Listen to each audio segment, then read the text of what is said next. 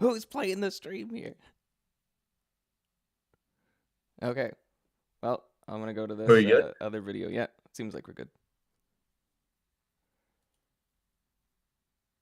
I lied. I did have the stream going. I didn't realize.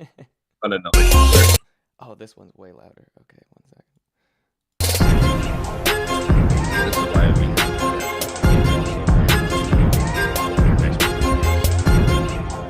I don't even know what that means. No one knows what it means, but it's provocative. No, it's not. It gets the people going.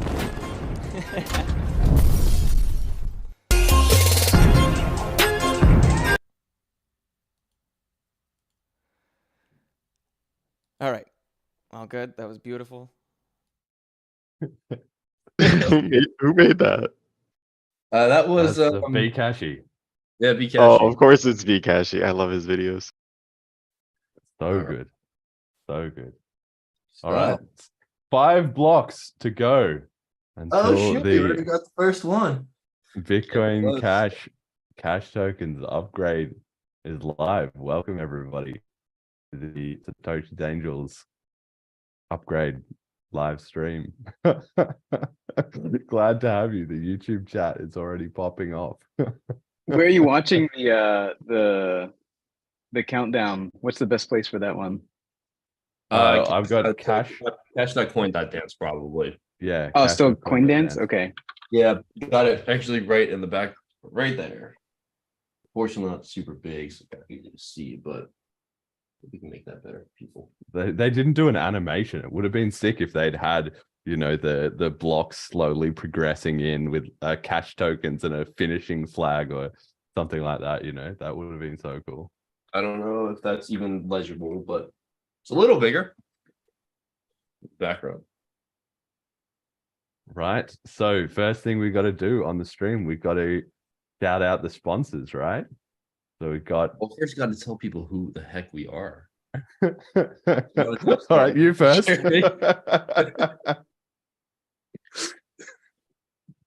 Intros, then sponsors. Okay. All right. Start us off. Hi everyone. I'm Jeremy. I host the Bitcoin Cash podcast, and today we're freestyling it. Usually I'm doing it with slides and this and that. There's a whole game plan, but no, today this is the proper decentralized network upgrade where it all happens step by step. So yeah, that's me, Alex. I'm Alex, aka Mini Satoshi on Twitter, and that's about it. Short and sweet. Bitcoin Cash adopter, Bitcoin Cash fanatic. It's I like to consider it a healthy relationship. Where did your name come from, otherwise. by the way? Why? I've never heard this story. Why Mini Satoshi? What's that about? That's a great question. I don't have an answer. I was thinking about that. I've been thinking about that for the last few months. Is why Mini Satoshi, and I don't know. Do you think Satoshi was super? You're pretty tall, right? You're like 6'1" or something. 6'3". So yeah. 6'2" at night, though. I do shrink about an inch throughout the day. Right. Okay. Definitely taller than me anyway. So I didn't really understand what was Mini about that, but I guess we're all Satoshi. We are all Satoshi. Mini because I'm a little part of the big movement. Yeah. Let's go with that. Love How about that. you, John? Well, we have two Johns, but John, Emergent. Yo, hey, my name is Emergent Reasons, John, one of the co-founders of General Protocols, company building specifically on Bitcoin Cash, aiming for to build Bitcoin Cash into the foundation of a new economy and commerce. Everyone's going to have to practice over the next 5 years our one-line intro until everybody just has the stock standard one that we just bust out over and over and over again, you know, on every John, I think you appearance. nailed it there. That is like the epitome of a good intro. We have a lot to learn. Jet, So, you going to say hi? I know John Silver is a little under the weather, I think, from allergies, but if he would like to intro. Yeah, hi. I'm Jonathan Silverbird. I'm also with General Protocols, and I think I'll stop there for now and join in a bit later. Callisti. Hey guys, I am Callisti, Bitcoin Cash enthusiast and developer. Yeah, it's the we're here. It's decentralized. We're getting hype, getting immersed in the scene here. I'm a little bit slap happy because I stayed up all night delivering Selene wallet. So yeah, maybe we get to talk Hey, about that later. congratulations on this. Yeah. trying No, out. give it a shill right now. Let's let the Oh, wait, people know. it's a little early still o'clock. Well, shoot, go to Selene.cash, SELENE.cash, and go check out the wallet that Jeremy and I have been working on. We started it back in August of last year, so it's been almost a solid year of iterating and developing, coming up with ideas, pitching it to people, and we're finally ready to bless it upon the community, get your feedback, and we're really aiming at being like one of the sleekest, simplest, most user-friendly crypto wallets on the whole friggin' app store. So, let us know how we're doing. Selene.cash, go take a look. So right now it's on Android, right? Yep, just on Android. Does not work with cash tokens yet, unfortunately. I know it's cash tokens upgrade day, that's what we're going to be talking about, but it doesn't do that yet. It'll be doing that later. Cash tokens is still brand spanking new, unprecedented technology. We're not going to have the whole ecosystem developed overnight. Be patient, guys. We're working on it. And then there's a direct APK download, I know, for the Android, and then iOS is coming soon, right? And we'll also be able to have a web version at some point, so you literally won't even need to download it. I believe in theory you'll just be able to just go to somebody new. You're trying to onboard them, right? You say, everyone's always like, oh, I don't want to download it, blah, blah, blah. You just say, go to this website in your browser, Selene.cash. It'll pop up on their screen with the QR code. Obviously, you have your own phone ready. You just scan with the instant pay feature, and it just goes ding as fast as that.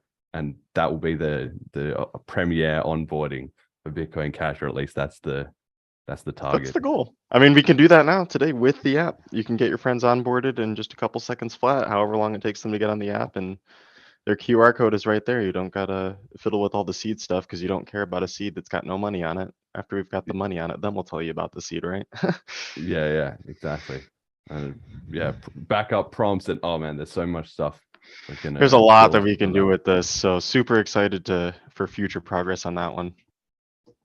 Very cool. Congratulations, man. It's good. Jet, you gonna say hi?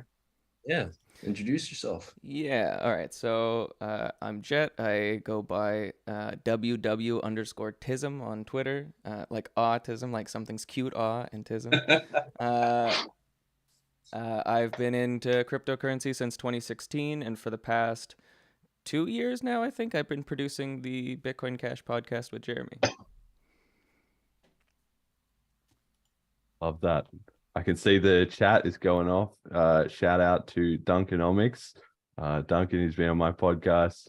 He's a legend and a BCH guru as well, checking in. I wonder if they might have any announcements or anything. I haven't seen anything from them this morning, but that would be pretty cool if we had a functioning apps on cash tokens immediately. I don't know whether that's the case or not. Justice says, can anyone talk about what cash tokens has over others like ETH? Does it use Solidity or a commonly used language? Well, we'll be getting more into the details, I think, as the stream progresses, but the short answer is that it adds massive scripting power to the Bitcoin Cash virtual machine. So it's technically written in Bitcoin script, but you can also use, it's called cash script, right? We've already got the library support for it, or mainnet.js has support and other developer tooling around it to make it easier. So it doesn't use Solidity, but it is using Bitcoin script. So anybody who's been developing on any of the Bitcoin forks will already be mostly familiar with the fundamentals, and then they can just come to the Bitcoin Cash ecosystem, use the tooling and plug straight into it, I guess. Yeah. And Cash Crypto is also written to work like Solidity, to feel like Solidity, although of course the underlying stuff is completely different. Sweet. And then people are already answering about when this upgrade is. So awesome. I'd like to see people aware. If you guys want to check it out, you can go to cash.coin.dance, and that'll give you a live update as to where we are, which is still about 5 blocks away. Let's do a quick shout out to our sponsors that are generously giving us almost 15 BCH worth of giveaways here. We got number one. We have BitDeer. Founder is Jihan Wu, the guy behind Bitmain, longtime crypto advocate. He was the one that first translated the Bitcoin white paper into Mandarin. They're a virtual mining platform where you can go just straight to the website bitdeer.com, BITDEER. And you can just purchase a mining contract for as few as, I think, 7 days up to 720 days. You can choose how much power, what coin you want to mine. And you're basically just paying to rent the hardware, and you're paying the electricity fee. You pay that up front, and then whatever rewards are generated from their mining gets sent straight to you. So it's one way to, without having your own equipment, to earn virgin Bitcoin or whatever else. Another sponsor we got is Go Crypto. They are one of the largest, if not the largest, POS systems for crypto, basically crypto middleman. Apply now for the BMO Eclipse Visa Infinite Card. Actually, for more nights out. Their terminals you can find them at basically any grocery store. You can find them at restaurants and otherwise. And you can just pay with your Bitcoin Cash, your Bitcoin, Ethereum, any currency. The Bitcoin Cash is their most used. And just pay for any of your things. The merchant has the option of collecting the crypto or having it exchanged straight for their local currency. But they're pretty big in the space. They also came down to the Bitcoin Cash conference in St. Kitts, and they got a pretty cool team there. And then finally, big thank you to Satoshi's Angels for supporting Bitcoin since the very beginning, basically, especially the Bitcoin Cash. I remember joining and talking to them since probably a week after the split. But they're the ones hosting this live stream. They're also putting like $200 towards giveaways for us as well. So giant thank you to them.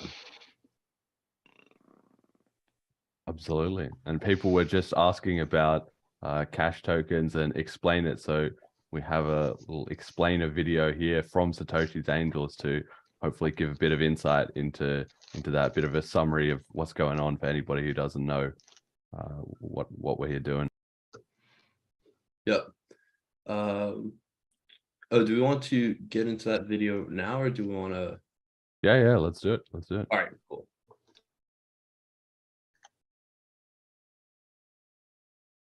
That's good. What are cash tokens? What can they bring for Bitcoin Cash? Hi, it's Cindy. Last November, all important Bitcoin Cash stakeholders announced their support to cash tokens. Yep, no split this time. How will cash tokens make all of us take advantage of it? Proposed by Jason, cash tokens are new protocols that enable tokenization and decentralized applications on BitSedge. First of all, in terms of tokenization, the BitSedge community explored solutions like Opgroup and SLP. Opgroup was proposed by Bitcoin Unlimited, in which they suggested adding a new opcode called Opgroup. It inserts some opcodes into one group to signal a different type of UTXO transaction. As the proposal required consensus changes while the BitSedge community was having some internal wars, it ended up to nothing. SLP, as a type of colored coins, didn't impose any consensus changes. It creates a token by adding metadata information like the name, number of a token in op return, the extra test field of a transaction. With SLP, BitSedge had its token boom in 2018. Even Tether issued USDT on SLP. But since miners cannot verify SLP tokens, the security of SLP tokens relies on those who run the SLP client. Cash tokens seem like the ultimate solution. to Bitcoin Cash smart contract efforts. The proposal adds a new UTXO design and adheres information about token name and quantity to Bitcoin Cash UTXO. In addition, cash tokens are backwards compatible that will not break the existing softwares. For example, if a wallet does not want to upgrade, it can simply ignore the protocol, and users of the wallet will not accidentally burn any cash tokens, as these illegal transactions that ignore the token will be rejected by the BSH mainnet. ERC20 is the most popular tokenization solution in the crypto space. Cash tokens are like the UTXO version of ERC20 and can do most of its functions. Cash tokens are a fundamental building block that allow communication between contracts on Bitcoin Cash. One way they can be used is to create token standards similar to ERC20. But ERC20 tokens can define functions like inflation lockups, while cash tokens can also achieve these functions, but you need to do it in the UTXO mechanism. And figure out how to do it when you attempt to create a token. What will cash tokens bring to Bitcoin Cash after the May upgrade? First, undoubtedly, those LCLP tokens will be created again with cash tokens. Second, any hedge and other products of general protocols can be NFT'd. Now, products of general protocols are all P2SH based smart contract derivatives. It's hard to transfer contracts once it's set. Take BSH Bull as an example. This is how it works. There are two parties at the platform, traders and liquidity providers or market makers. For example, Alice opens a BSH position, and that makes its counterparty Bob an LP. The whole transaction will be sealed in the P2SH transaction. The UTXO inside the transaction defines conditions like when and how it can be spent, like BSH price reached to $500, etc. So that Alice cannot sell her position in advance, and thus cannot sell a losing position or take the profit. Now with cash tokens, BSH Bull can mint the P2SH transaction into one NFT, so that the cash tokens NFT can be easily transferred and can be traded in an open market. Third, decentralized applications can be built on BSH, like the joint execution DEX, GDEX that Jason is working on. I guess we might have BSHers who wonder about the relations between cash tokens and smart BSH. Are they complementary or rivalry? Well, we could only find out when cash tokens are activated this May.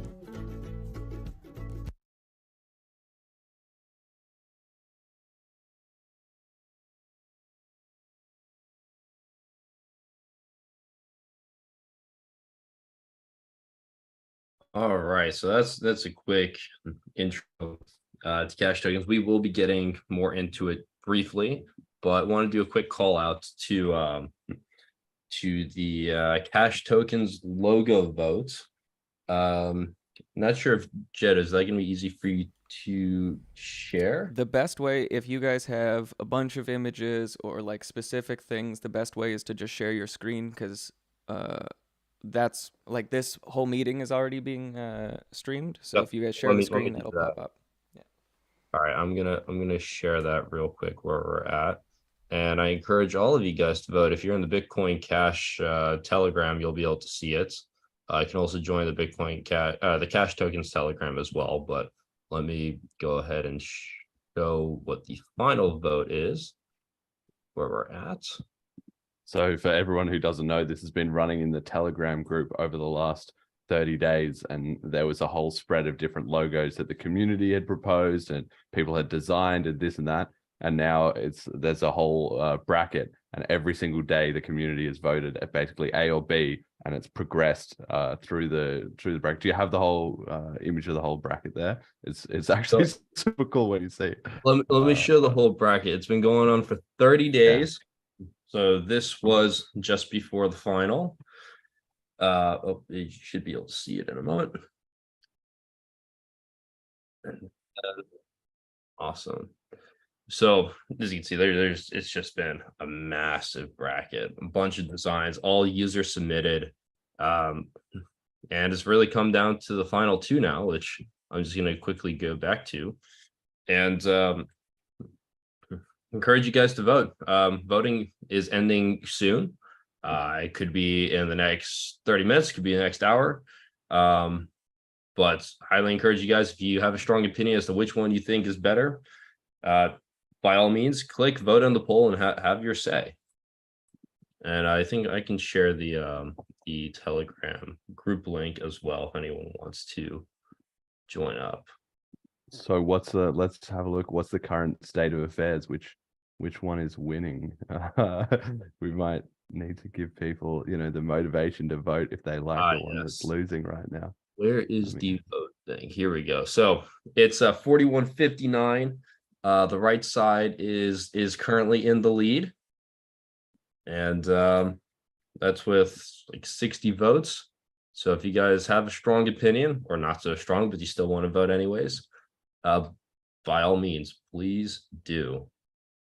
I voted for the right side. I'm personally a big fan. Fun fact about this one. So this actually came from a user on the Cash Token subreddit who just, it was like a late entry. It wasn't actually in the original bracket. So it actually had to win an extra round at the start to get into the bracket against one of the existing logos. And then it's made the dream run all the way to the final. But I'm super sold. I really hope this one on the right wins, because it's perfect in that it's got the Bitcoin Cash exactly. So it's very clear what crypto it's associated with. But then the ring around the outside means it's still a circular design. So you can imagine logos in apps and stuff can easily just be switched back and forth between the BCH and the Cash token. And it looks like a chip. It looks like a poker chip or a token that you would use to pay someone. So it's simple, to the point, stands out. I love it. I really hope I encourage everyone to vote for the right side, but maybe somebody who voted for the left should shill that one.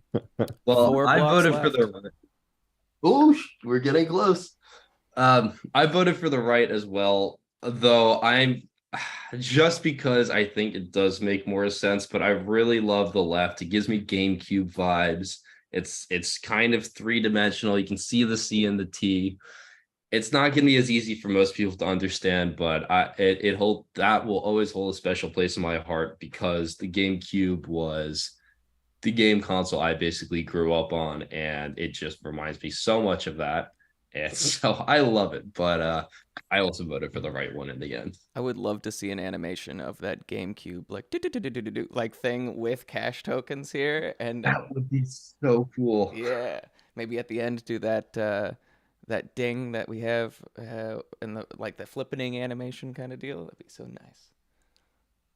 Now, of course, it's important to remember that this vote might help to get initial traction for one logo or the other, but the community can obviously standardize on anything. It's decentralized. Everybody can just use any logo that they want in any products or services. Of course, people will start to form onto a common one, but even today, we had obviously the Bitcoin Cash logo went from orange, and then with the wings on the side, and now the community has kind of moved over to green. That seems to be the more preference, but in different shades.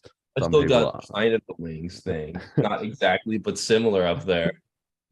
Exactly. So it will be decentralized when it comes down to what is there's no official Cash Tokens logo, obviously, but I can see that the BCH with the ring around the outside, that seems like a really simple, solid visual metaphor. So I'm personally speaking of poker chips, the Bitcoin Cash Argentina guys gave these out at the conference, and it's kind of like it really is like a poker chip.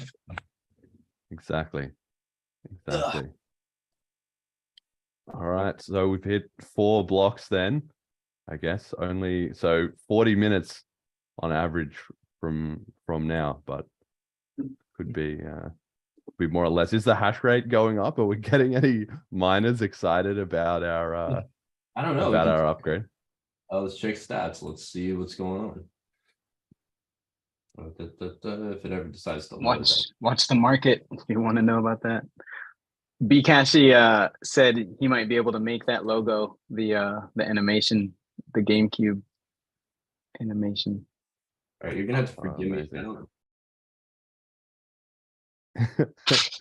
Bitcoin Cash is up 4%, 24 hours. So yeah, well, maybe we are getting some. BTC is only up 2%, so maybe we are actually getting some increased miner interest. People flooding into the scene. People wondering what's the latest with the update. I would just say take a look at Oracle's.cash page is always pretty interesting, right? I mean, when you're specifically interested in BCH, just because you get to see, what's it doing, and you basically see it's what it's doing versus fiat, what it's doing versus crypto, and what it's doing versus metals like commodities.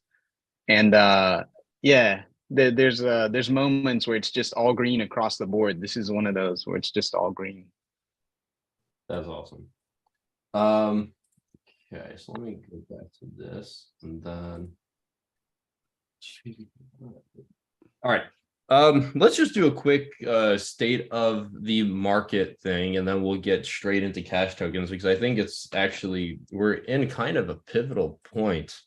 I mean, if you guys remember the original message written on the blockchain by Satoshi on the Genesis block, it was Chancellor on the brink of second bailouts. I forgot the full one, but essentially on the brink of second bailout, and we've already seen in America and even in Europe, plenty of banks bailed out by the government.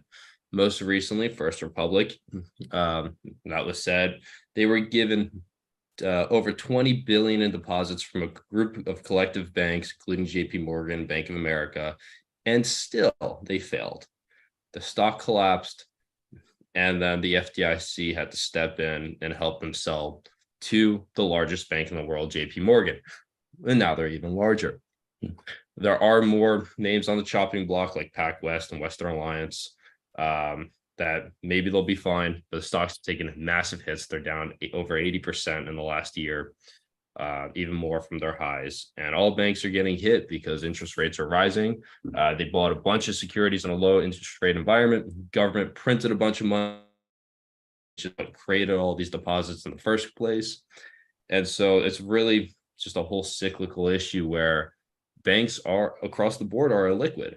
And it's a massive problem. And the only way to quote unquote save the banks is to bail them out, which in turn, the Federal Reserve has, at least in America, has already basically wiped out all the quantitative tightening. So essentially shrinking of the money supply.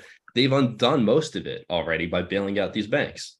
So we're in a really precarious situation currently. And, how does this affect the average person? It's going to be harder for you to get your money. Your money is going to be worth less. And it's the biggest thing is that when your money's in a bank, yes, there is a sense of security, but it's also not your money. It's an IOU. They try and go to a bank and pull out $5,000 or $10,000. And even that might be a tiny amount of money for a $1 trillion bank, but it's going to be damn near impossible. They're going to ask for all sorts of verification. They're not going to want to give it to you.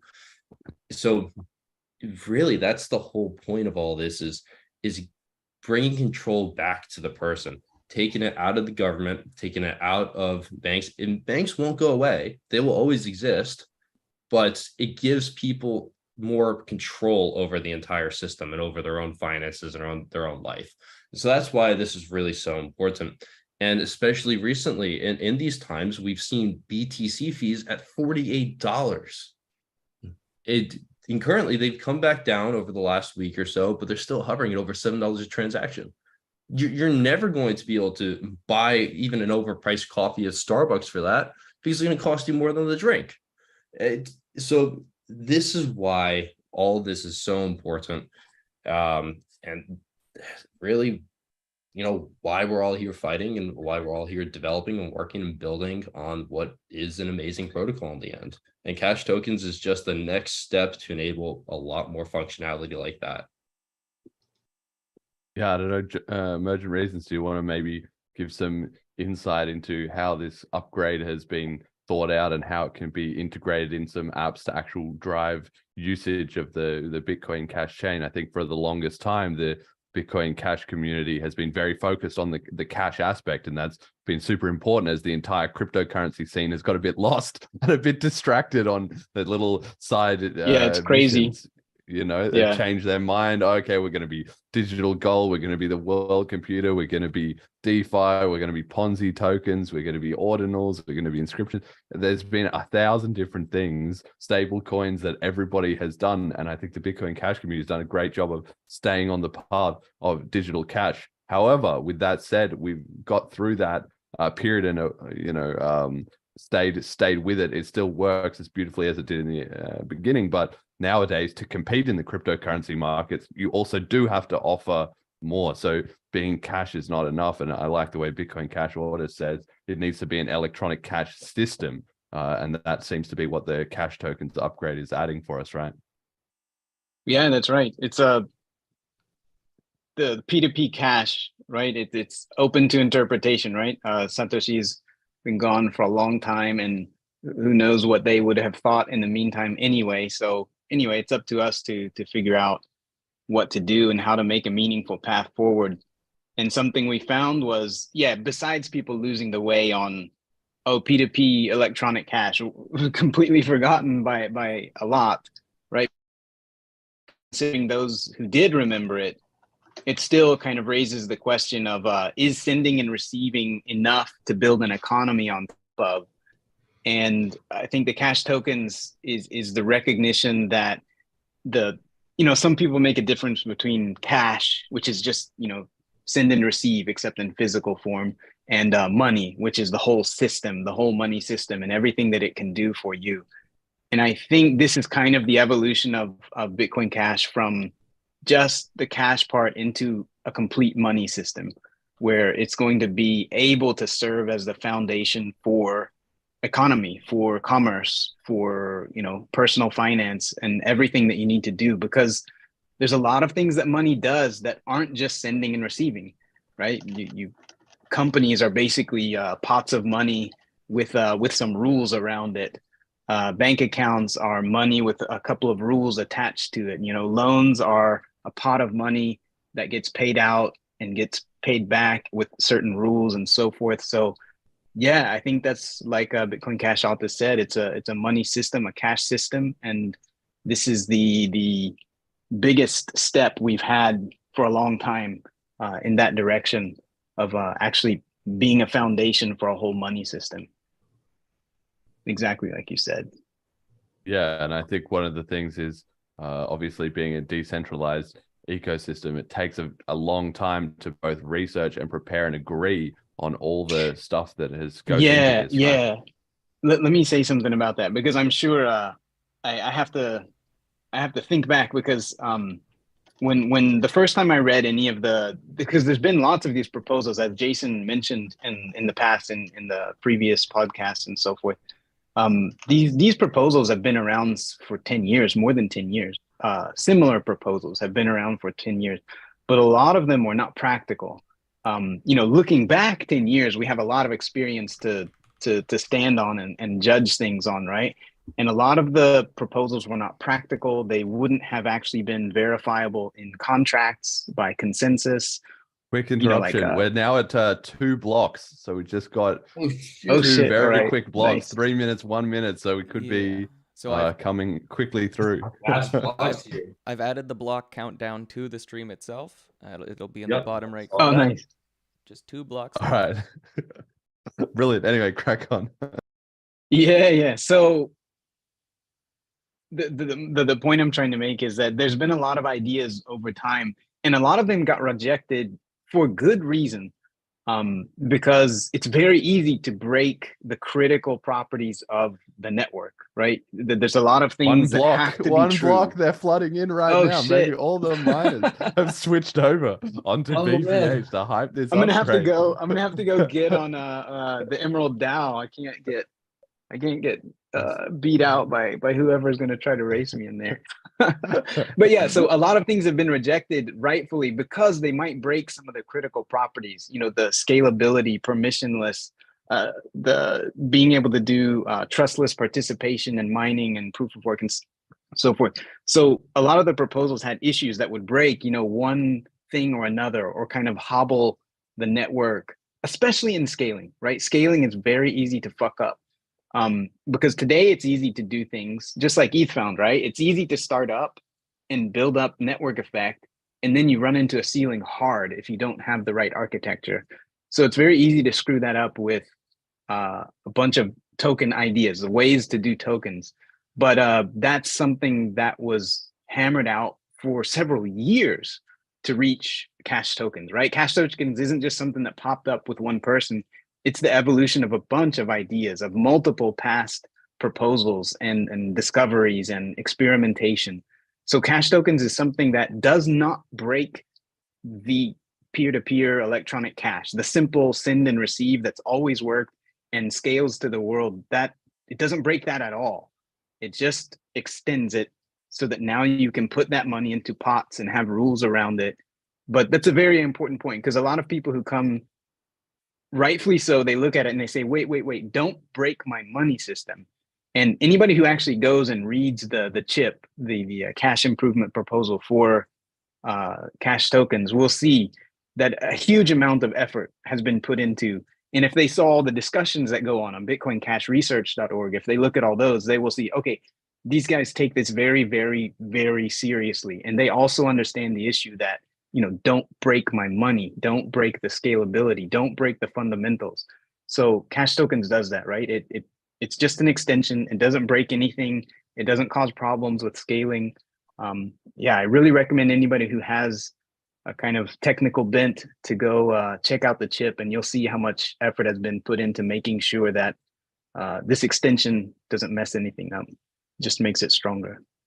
It's worth touching on that. So the chip process that the Bitcoin Cash community has developed is quite unique in the cryptocurrency ecosystem, right? Obviously, Bitcoin Cash has had its own many chain splits and disruption and all that because it genuinely is decentralized. There's not a big foundation that calls the shots. Nobody has been able to have a hegemony with a dominant node implementation. So it really is anybody can bring up a suggested improvement to the protocol. Actually, one that Alex was joking about before, but I think might actually pass. I'm sort of tempted to make a serious go at this, was to suggest moving the upgrade day to the closest Saturday to May 15th instead of it being always just any, May 15th, because if it was always on a Saturday, then it would be more likely that people who are busy with other jobs and whatever, they would be able to find time for everybody as a community to coordinate and celebrate on that day. So I quite like that as an idea, and it's a non-technical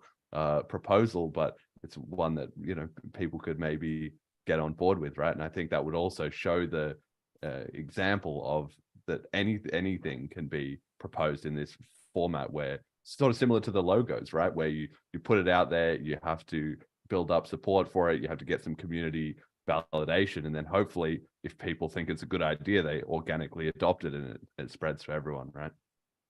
Yeah. And it's worth noting, right? Because I'm all about steel manning. So for somebody who's listening and they think, oh, well, that sounds like unicorn farts and, just kumbaya and things will just work themselves out. And that's not the way the chip process works at all.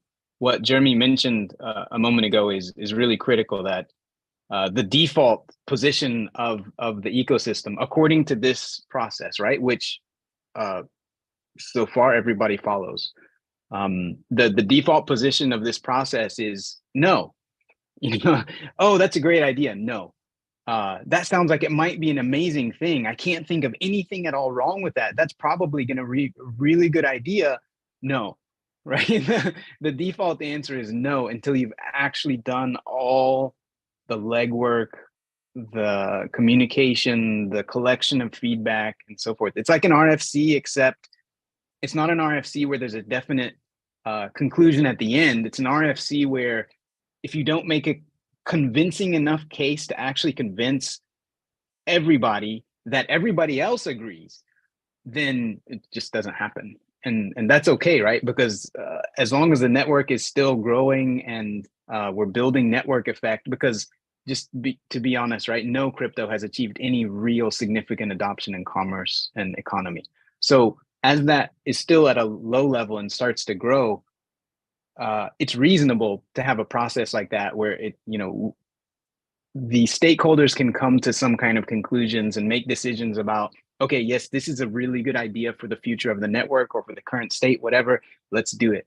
And as time goes on, and the network effect builds, it'll get harder and harder to make changes, and that's okay. That's how things should be with something, because today, right, it's billions of dollars involved, and in the future it'll be billions, tens, hundreds, trillions of dollars, whatever, right? So, well, the dollars will probably be worthless at that point, but however you want to count it, it'll be worth a lot of it'll have a lot of purchasing power. Be worth a lot of bread.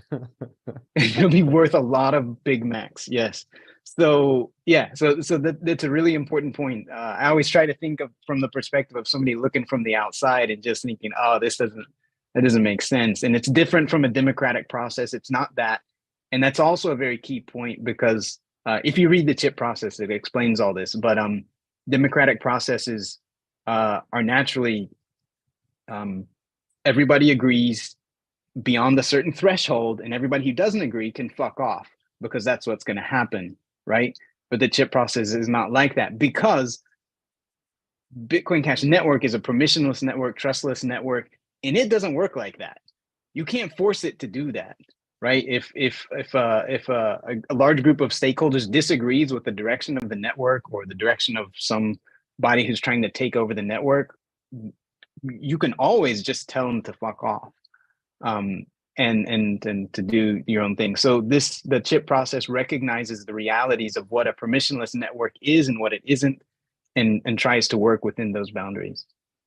Yeah, so there's no vote as such, but it is still, yeah, like you say, it can be maybe a bit vague, or it can be seen that way, but it's essentially that you need to have an overwhelming kind of consensus. Yes. It doesn't need to be everyone, Yes. because you're literally never going to convince Right. every single person, but a large majority. And it's at least so far, it has been very clear, right? If something is controversial, it's usually clear that it's controversial. Even it's not important how big of a minority is opposed. The fact that there is a notable minority at all is already the signal that there's more work to be done here. Yes, that there's more Cash work to be tokens done. upgrade. It's been through several iterations, and things can always just get pushed back to next year. And obviously, if you're hammering away at something for a year or 2 years, you're pretty serious about it. So in that way, it also gatekeeps the trivial suggestions from even being proposed. Like, we haven't seen a lot of chip upgrades that people would come up with that are just nonsense, or that nobody really takes seriously. They never get any traction. Nobody even goes to the effort to write up a proper spec if it's not an idea they're serious about, right? That's another benefit of it, right? Of this process is I hope we haven't gone over the block yet, but the benefit of the process is not only that it makes you do your homework to get things done, but it also is a social signal, right? Because consensus is a social layer issue, really. It's not a technical issue, and it sends a signal to everybody who's involved, who's paying attention at all, that just having a loud voice is not going to be enough, because that's what happens when you have a reference node or a dictator or a benevolent dictator or whatever it is. If you have a loud enough voice or a convincing enough voice with the king, you can make something happen. But with this one, it's like, no, you can make as much noise as you want, but everybody knows that's the process, right? That's the Schelling point. Okay, show me your work. Show me a proof of work. What have you done? Where's the results? Where's your forecasts? Where's your analysis? Where's your research? Where's your discussion with stakeholders? Yeah, get out, right? So, welcome to the stream. A couple of people that have joined here. Matthew, welcome. Bitcoin Jason. Yeah, nice to be here. I didn't want to interrupt a good discussion. Hey, Matthew. Hello. Yeah, the blocks were Yeah. coming in fast. I'm glad I'm still in time. So one more block to go. We're gonna have to get a live first cash tokens transaction on the stream. Oh yeah, here sure. from the web wallet. You're gonna have to mint a token and send it. Yeah, to hopefully everything somebody is else working. live. Otherwise, I would have to go into emergency dev mode. Yeah, right. Yeah, if all of us, if a bunch of us like suddenly disappear into just like our little avatar or whatever, like, you know what's happening. Yeah, exactly. I did Electron Cash. Yeah, I did the beta version. I was so glad it got finished in time. And then that's great. Very impressed. It already works with the tokens. I have a handful sitting in my wallet already. Yeah, on both Flipstarter. on the this is on ChipNet, of course. Anybody who's listening who's like, how did you get tokens? Like, this is on ChipNet on the test net, not on mainnet. Yeah, been developing on ChipNet since January, so it's nice to finally move to mainnet. Yeah. Oh, and this is another huge benefit, which Matthew, you have just for totally the chip proven process. with Yeah, the exactly. chip process is that, you know, in the past, there's just chaos and disagreement and whatever, right? As everybody vies to kiss the ring of the king all the way up to the moment of the upgrade. But with the chip process, it's more like everybody's thinking a year ahead or 2 years ahead, and the development is happening also a year ahead or 6 months ahead. So Matthew has been developing for months and months on ChipNet, on the test net, right? And all these things coming up, and other people do, not just Matthew, but especially Matthew.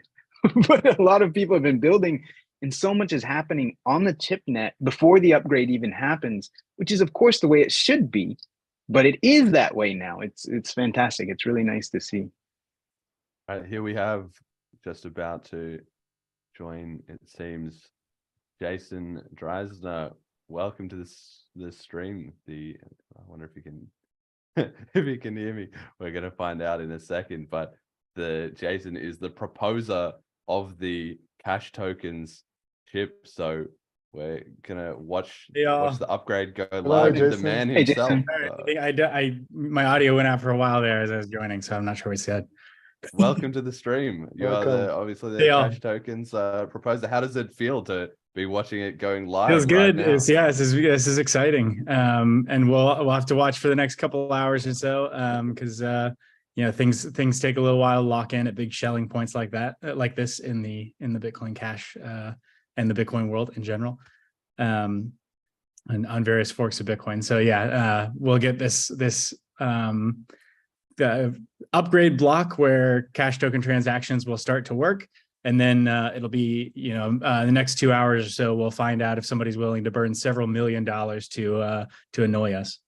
And that would be great news. That would be very fun to find out, because yeah, we know that we have our miners in the Bitcoin Cash space that have contingency plans for things like that. But it would be fun to see.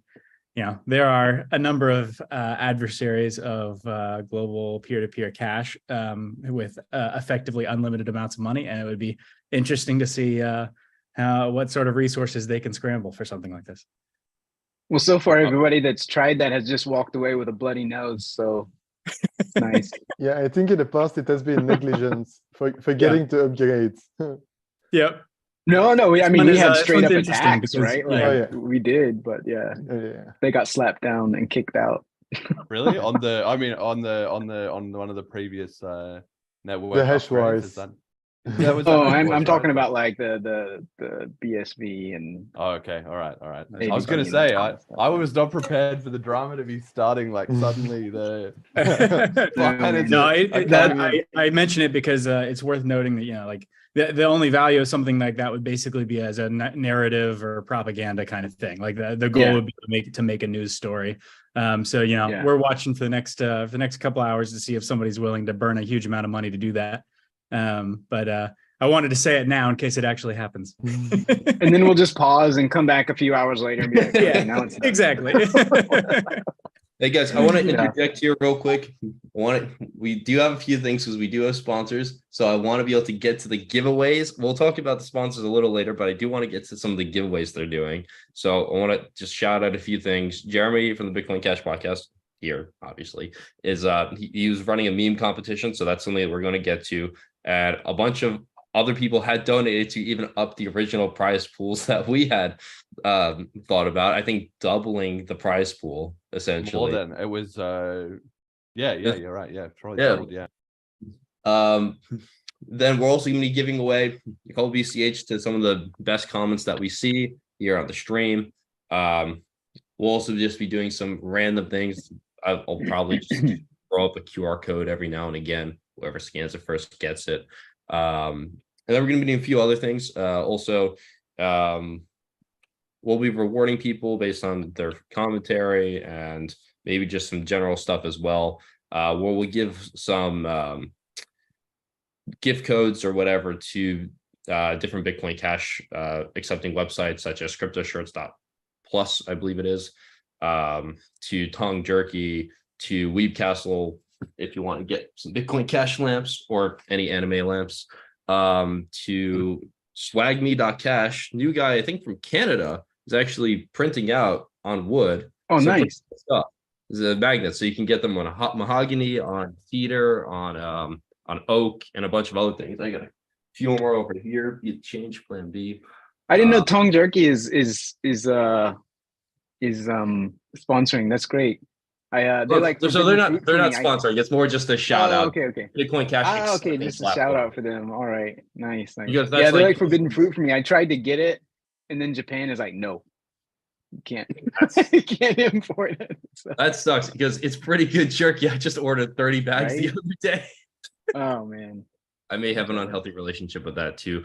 On the Bitdeer one though, I do want to mention, if you guys end up buying a mining contract for any period of time, as long as you can show, if you post on Twitter and you post the receipt of purchase that you're buying BCH mining power for any period of time, and it's just show that receipts, put the hashtags Bitcoin Cash, spend BCH, Deer, and then also hashtag Bitcoin Cash upgrade. And if you just tag me, Mini Satoshi, or Bitcoin Cash podcast, we will be giving a couple people, 5 to 10 people, up to $20 back on their mining contract purchase. And if we have money left over, either more people will get that, or we'll actually give you back even more money towards your purchase. So if you're the first people to do it, feel free to basically take a free opportunity to earn some virgin Bitcoin Cash. And you'll be getting a decent chunk of change back towards your purchase. So just one thing that we're doing to promote them, and they're a pretty cool platform. I've used them before.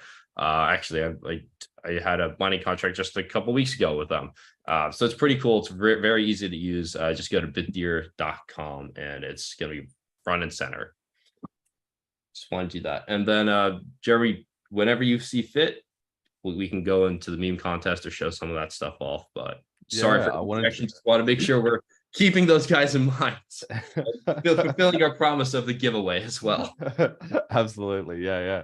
I want to welcome, we got Ryan Giffen, Bitcoin Jason, and Eric Architect. If any of you wants to speak up and say hi to the community, welcome to the upgrade stream. It's finally here, Cash Tokens. Good morning. How's everyone doing? Glad to be here. Happy upgrade day. Thanks for the invite. Good to see y'all from Florida. Hey, Ryan. Hello. Jason, you there, man? Ryan, I like the bee in the background, Ryan. right here, yeah. I got the white paper over here too. Got it all over the place, all over the building. We got it on our trucks too, Bitcoin Cash logo. We got it all.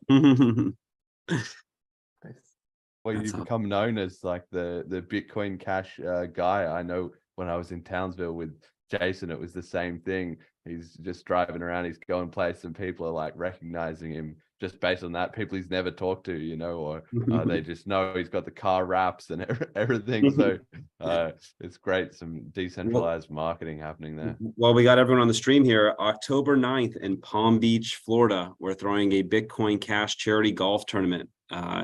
We'll be announcing our guest speakers here, some bigger names in the Bitcoin Cash space, maybe get some clarity on some things too, and trying to make some ways. Actually, also, I have a speaking seat on the Florida Restaurant Lodging Association, and I'm going to be speaking about Bitcoin Cash in front of the whole entire Florida Restaurant Lodging Association in the state of Florida. I got an hour-long panel, which I want to discuss if anyone wants to kind of help me come down. Alex has already come down. He's come to my new restaurant I bought. We had a Bitcoin Cash meetup.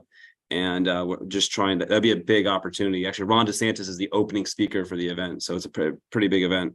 But we're going to sponsor that to get more eyes on Bitcoin Cash. Let me show Ryan's place real quick, called Ravish Off Ocean in Lantana, Florida. fantastic fucking food, and way more reasonably priced than I would have expected. I think my buddy, but though granted, my buddy and I were there. We spent a good amount. I didn't realize how many drinks we had until the morning after when I was getting up for my flight at 4 a.m. But badass time, so much fun paying VCH and also meeting all the guys there. Highly recommend if you guys are ever in Florida, definitely go check it out. Awesome. Yeah, I'll be announcing this week another meetup for next week, another Bitcoin Cash meetup down here. So, right, you got to give me more heads up than that. I don't know if I can get a flight for next week. No, next month. It'll be a month. Okay. I got you. I got you.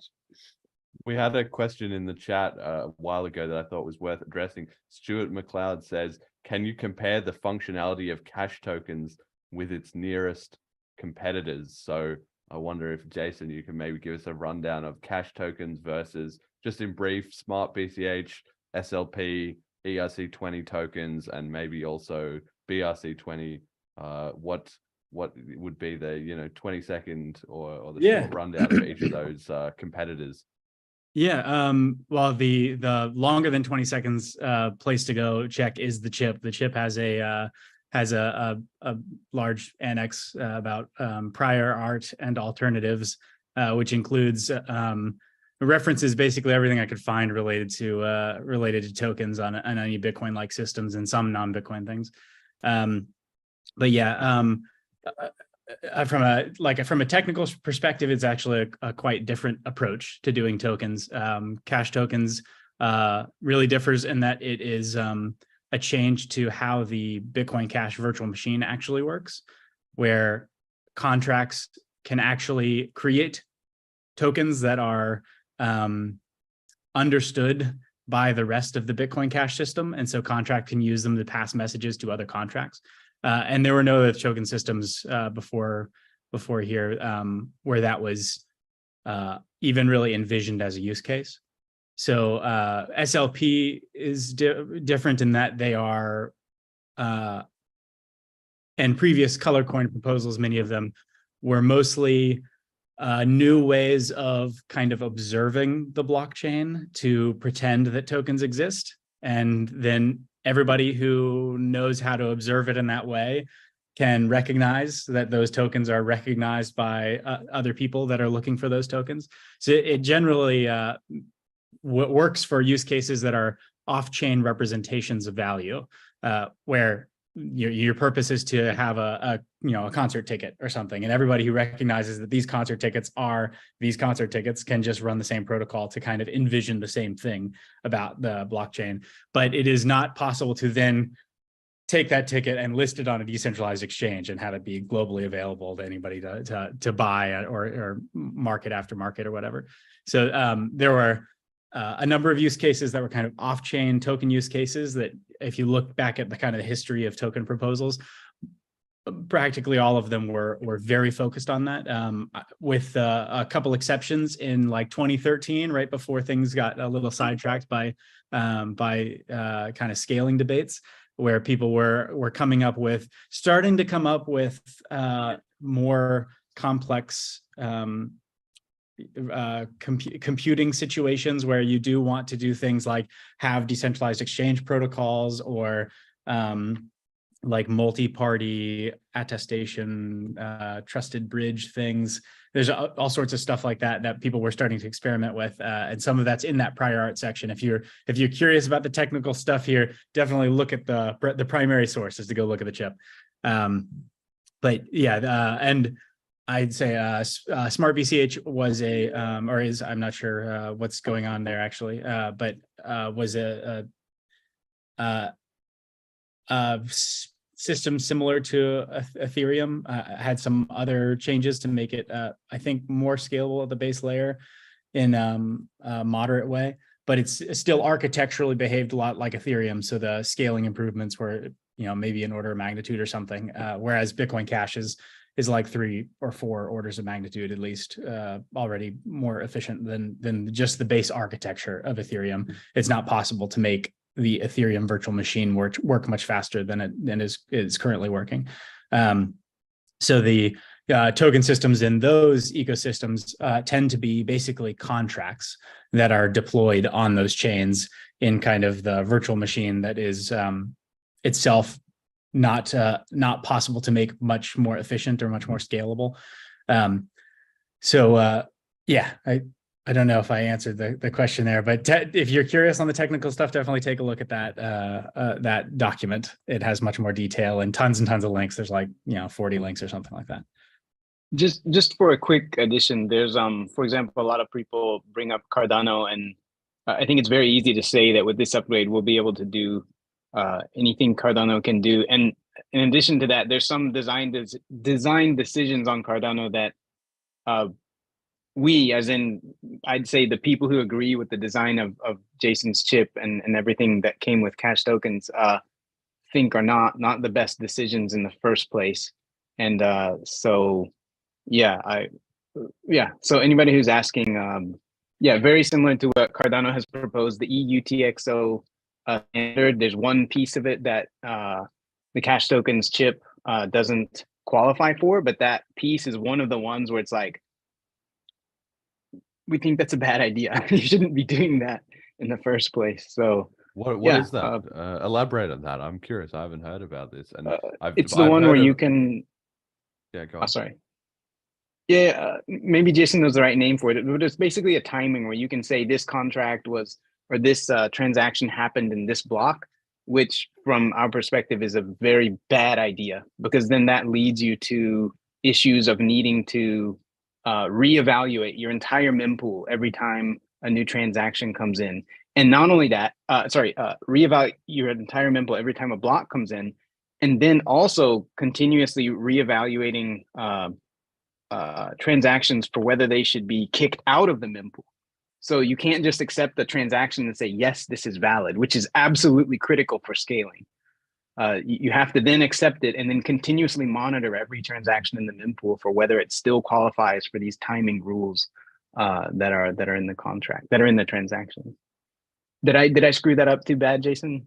No, it's a very good summary. There are a number of other cryptocurrencies get pretty close, but end up making little tiny, seemingly small architectural choices that just shoot the whole thing. And what it means is that our mempool strategy and our scaling strategy are notably different from anything that's currently out there. I expect the ecosystem in Bitcoin Cash to develop quite differently, just because the basic, so just some of the fundamental rules are just slightly different, and if you work from there, you end up with very different looking contracts, very different looking properties of how contracts actually scale.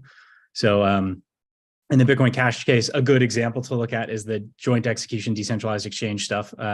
I've previously published an example of a decentralized exchange on Bitcoin Cash, which is the way, from a user's perspective, you're able to submit orders constantly. Many users throughout the world can constantly submit orders. They generally won't conflict, and if they do, you can just submit in a slightly different way. Your wallet can submit in a slightly different way. So from a user's perspective, you're able to just submit orders constantly, and after a few hours, everybody's orders kind of get processed at the same time. And the system for a user should feel quite real time. Whereas a number of other cryptocurrency kind of ecosystems make very small architectural choices, so that if you're designing a decentralized exchange, you really can't hide the behavior of your blockchain system from the user. Like, they have to recognize that, like, oh, okay, it's been spent, so I have to wait 10 minutes or something, or whatever it is, 2 minutes or something. But like, fundamentally, a lot of features of the underlying blockchain tend to leak to the user experience, and your users you end up building on systems where it's very hard to work around some of the design choices there. So to not speak too much in any particular chain. All right, we're getting some questions in the chat, people wondering why the last block has been nearly about 30 minutes now. So just a quick refresher on how mining works, which is that the Bitcoin of all variants but Bitcoin Cash, obviously in this case, has a 10-minute block time. So it averages every 10 minutes, but any individual block can be from 1 second to like several hours or more, although that's both of those cases are incredibly rare. So we have no control, or it's not unusual that a block would take 20, 30 minutes, even an hour does happen actually semi-regularly. It's only 10 minutes. It's not every single 10 minutes. It's an average of 10 minutes. So for people who want to know how that works, they can look up, I'm sure there's explainer videos of Bitcoin mining that go into it. But the way I tend to think of it is it's like trying to solve a Sudoku. If you have a Sudoku, right, and you just put random numbers into the boxes, then if you try enough random numbers in your 3x3 grid or your 10x10 grid, eventually you get the right answer. And so the problem that the Bitcoin miners is trying to solve is just a Sudoku, essentially, that's large enough that they have to guess for 10 minutes until they find the right answer, on average. But sometimes they get lucky and they guess early, and sometimes it takes a while, which is what we're seeing now. And there's a really non-intuitive fact that just is with stochastic these kind of statistical systems like this, where the question to, well, okay, but from now, how long should it be until a block? And the answer is, on average, from now, 10 minutes. And then if you ask me 3 minutes from now, let's say we don't get a block for 3 minutes, and somebody says, oh, okay, well, how long is it going to be? And the answer is, from now, on average, 10 minutes. 10 minutes. Is always the answer. You never make progress solving the problem until you've solved it. And then it's like, okay, until you've solved it. 10 minutes again. Yeah. But that's the way the random processes like that work. So it's a kind of unsatisfying answer, like, well, okay, it must be really soon now, right? And it's like, yes, 10 minutes. 10 minutes is the answer. Yes. Yeah. Oh, that's all right. So just a quick update. I've been posting a couple links in the chat that just have some Bitcoin Cash in them. Also, we do have something called the Cash Tokens subreddit, just r/cash tokens. There were a couple posts throughout the entire thread. I've put links throughout that have little giveaways to encourage you guys to look at the different threads there are, learn more about cash tokens, join the subreddit. But if you happen to scroll through the right one, you might find some Bitcoin Cash there, anywhere from, let's say, like $5 to $50. So feel free, go through, but I've put some throughout that subreddit. So.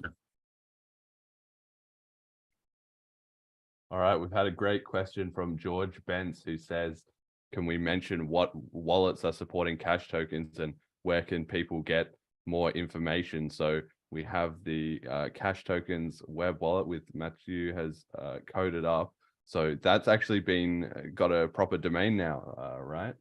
Yeah, exactly. I just got one today because apparently the direct wallet is protected or something. So it took a bit longer than yeah, I can post a link in chat so people can easily. That'd be great. And what's the domain? Just say it out loud so we can also check. It's called cash tokens -wallet. So cash tokens -wallet app. Yeah. And then there's also the Electron Cash beta, which you can download as well to use cash tokens, and you can find some info and links to everything. If you go on the bitcoincashpodcast.com on the FAQ page, there's a page about cash tokens. You'll be able to find it there. It's under the tech section, and that's got links to where you can find more information, what are reliable sources, and so on. So I would check that out too if you want to find.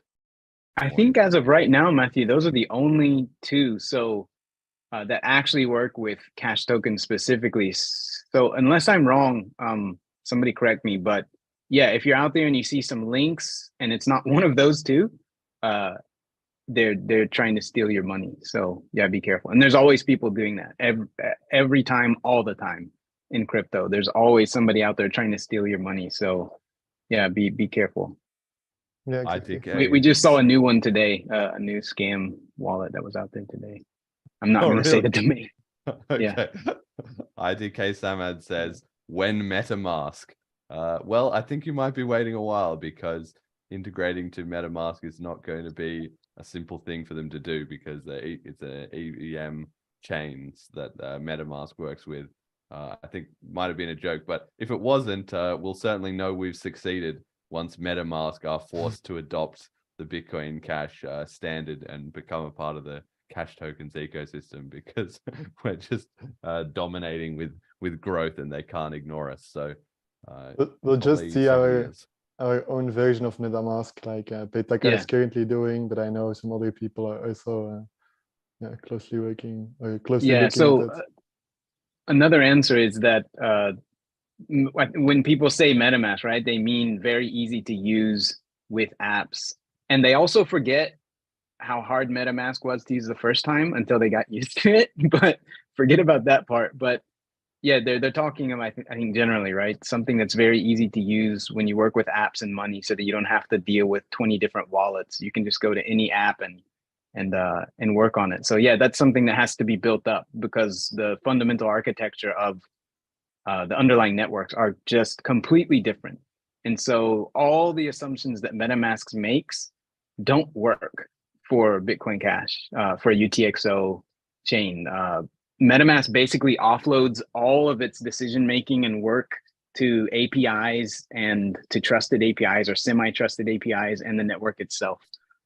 Whereas a UTXO equivalent of MetaMask will have to be smarter about tracking state and taking care of things. But the nice side of it is we can learn from mistakes MetaMask has had, especially the security model of it is very weak.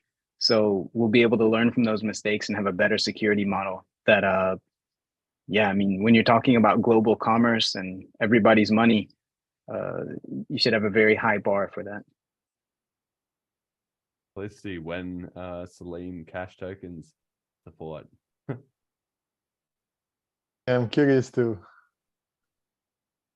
if Callisti is there.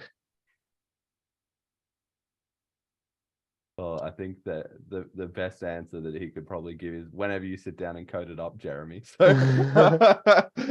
I'm gonna have to find some time to bust open the code editor and make it happen. Another answer to it though is that with Cash Tokens, I mean, there's to some degree you can say, okay, now the wallet supports Cash Tokens, but that's really only like the base layer, right? What it really is that it enables is applications, is DAOs and applications and things like that. So it kind of opens up a new question of, okay, how does this wallet interact with every application? It's a very hard question that we're going to have to figure out. But yeah, if he wants to totally deflect the question, he could say, what app? What app do you want to support? Because, for example, the Paytaka wallet, right, is going to be supporting the DAO, right? Like there's this Emerald DAO that Bitcoin Cash Altis made. Paytaka wallet doesn't have general support for Cash Tokens right now, but it does support this one app with Cash Tokens. So yeah, it's a more complex picture now once you mix in all the apps. Does it have a custom interface for the? I don't think so, right? No, it doesn't. Okay. It just it magically works. It has its own thing that works. So you open up the site and it magically works and signs. It actually the way they've done it is they've tried to imitate or emulate the MetaMask interface, so it feels like MetaMask, and they use Wallet Connect. Yeah, so yeah, on that site it works for Cash Tokens, and everywhere else it doesn't. Yeah. Wow, that's actually super cool. So I guess we're going to see then as time goes on, wallet devs are going to chip in with their sort of development experience onto what apps become the most popular. Like perhaps certain wallets will be able to get a competitive advantage by supporting certain types of apps or certain, workflows or whatever that then get a lot of traction. And then other wallet developers will jump on that and copy it, or perhaps they'll try and diverge we got put the their block. resources into. Oh, did we get the it's block? happened. Oh, we got it. Yeah. We're live. The new Bitcoin Cash network rules have now been activated. Let's go. Oh, Congrats, there we everybody. go. Congrats, Just guys. refreshed on my page. Perfect. Oh, congratulations, everyone. Cash token. Lives. Everybody rushing to get in there, get into the first block. I wonder. Oh, hell yeah. That's what I'm doing right now. Yeah, so let's see. Are you? Is every... Alright. Oh Let's see yeah, if everything is I'll working. close the transaction real quick. Can we do a live token mint or something, and then send it to someone else, Matthew? Maybe. Someone post their Bitcoin Cash address in the chat. One lucky person's gonna get some with a nice op return.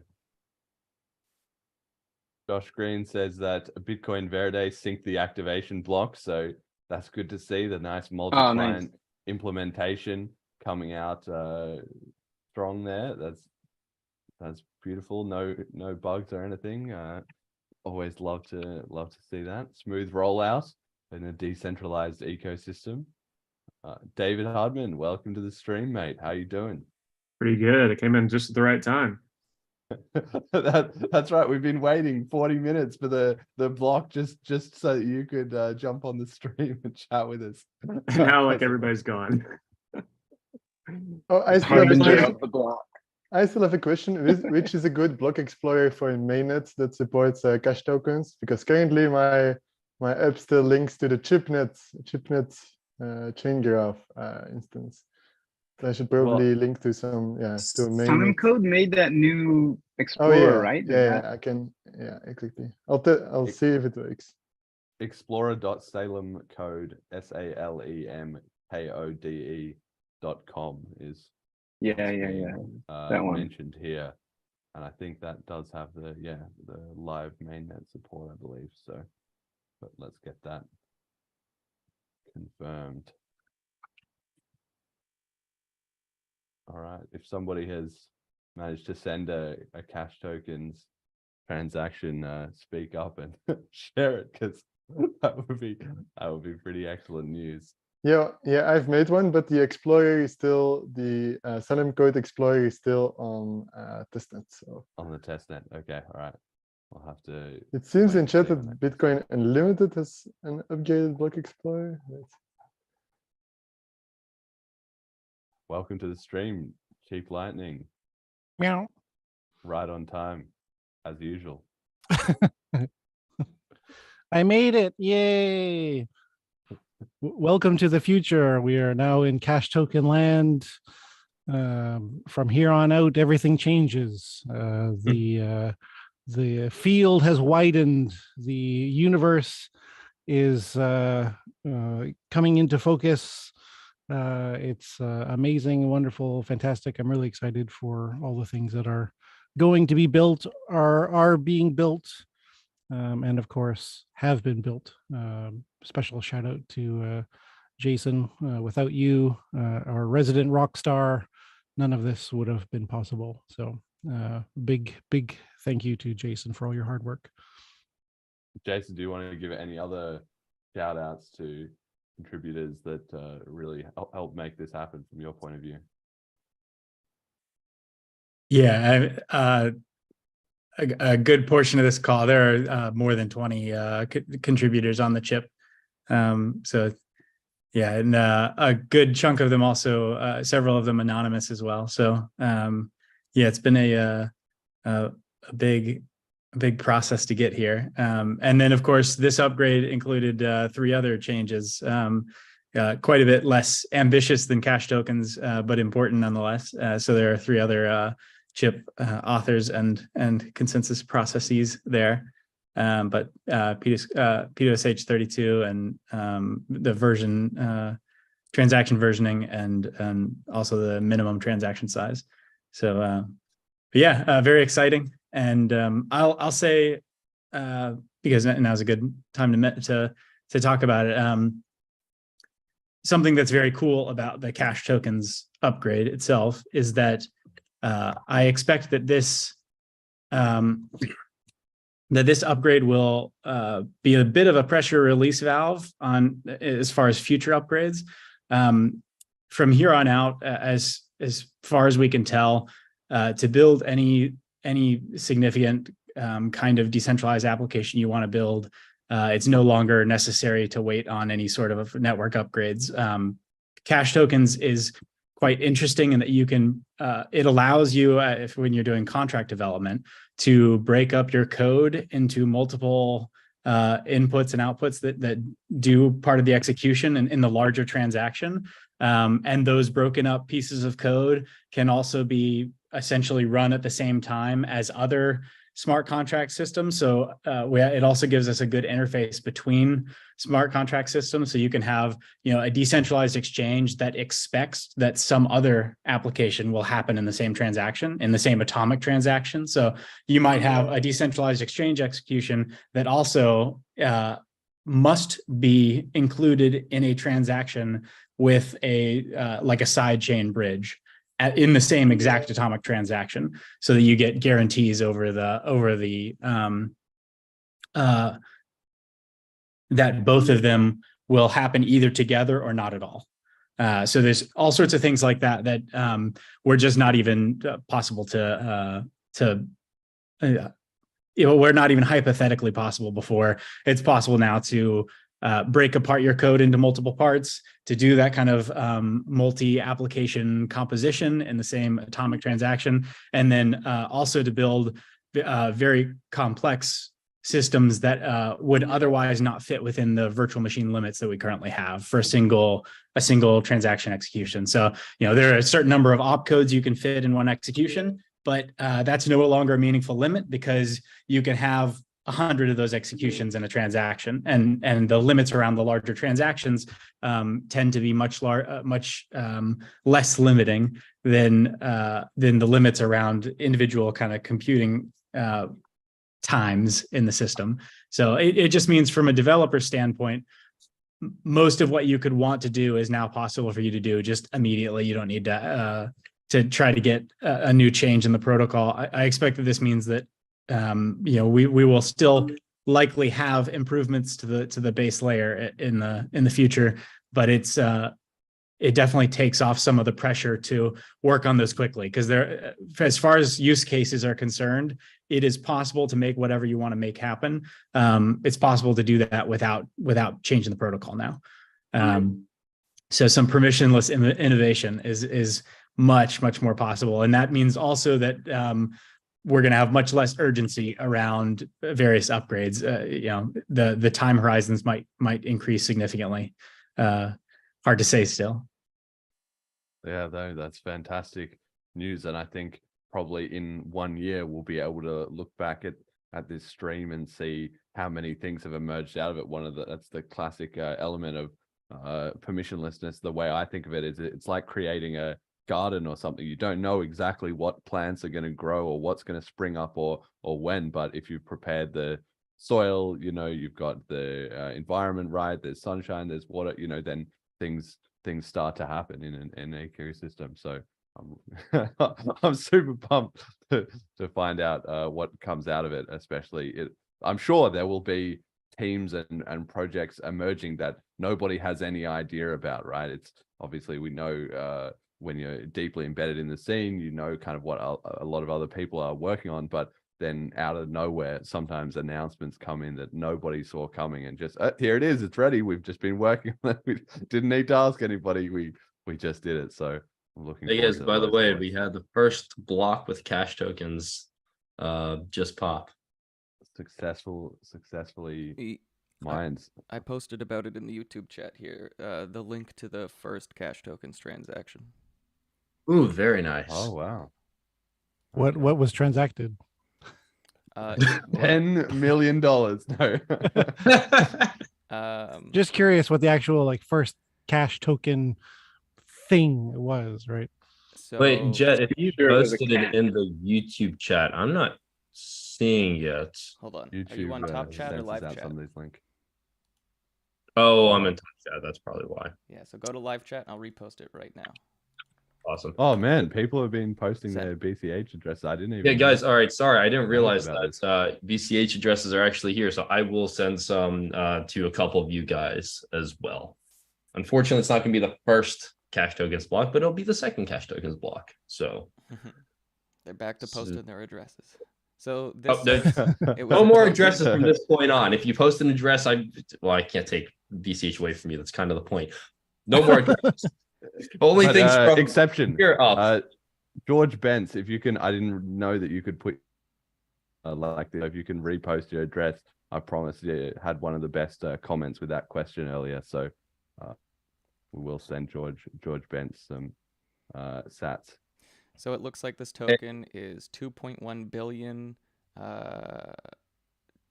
Sorry. 2.1 billion He's tokens. like, I can't say the name of this token on chain. No, it looks like, so in the operatern, I see falloutcoin.json. So I assume that it's something called Fallout Coin. Okay. Wow. .json. Hmm.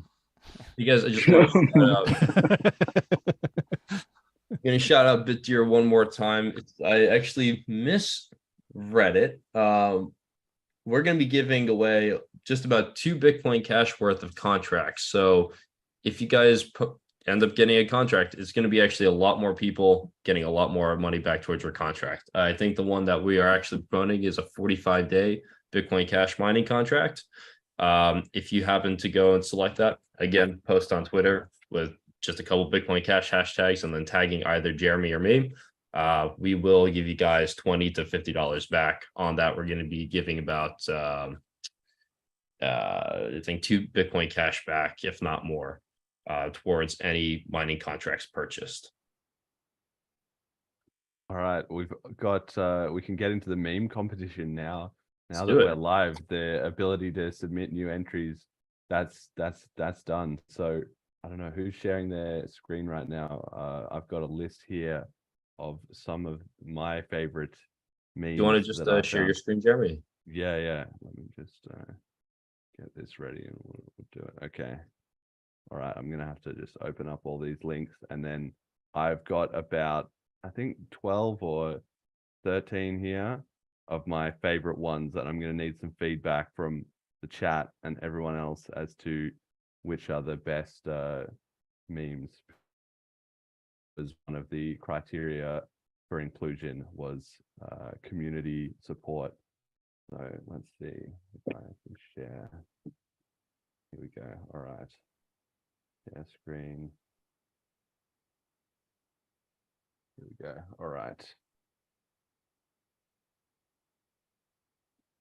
Let me hide this.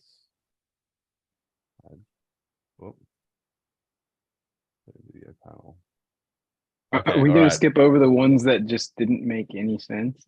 Yeah. This is the top entries. This is the curated set. Okay. That I have Nice. found. Okay, all right. Let me just move the chat over here so I can see what people are thinking, which ones they're enjoying. Okay. All right. Cool. So we've got, here we go. So this first one from Conra.bch. Anybody can tip to the QR codes. Only had a little time to make a meme due to working overtime. BCH holder after cash tokens with loads of cash and BTC holder after ordinals. I like this one. a bit like not salty exactly, but firing shots off on ordinals. So I like that. I like that one. That I think is a strong contender for maybe one of the 0.2 BCH giveaway. So we're going to give a first prize, second prize, third prize, and 5 like runners up. So I think that's a good one. Okay.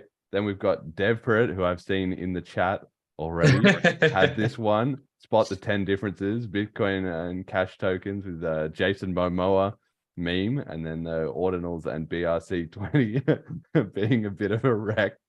I like this one too. I think BTC ecosystem really doesn't understand what they're about to get into with the BRC stuff, right? They haven't been there.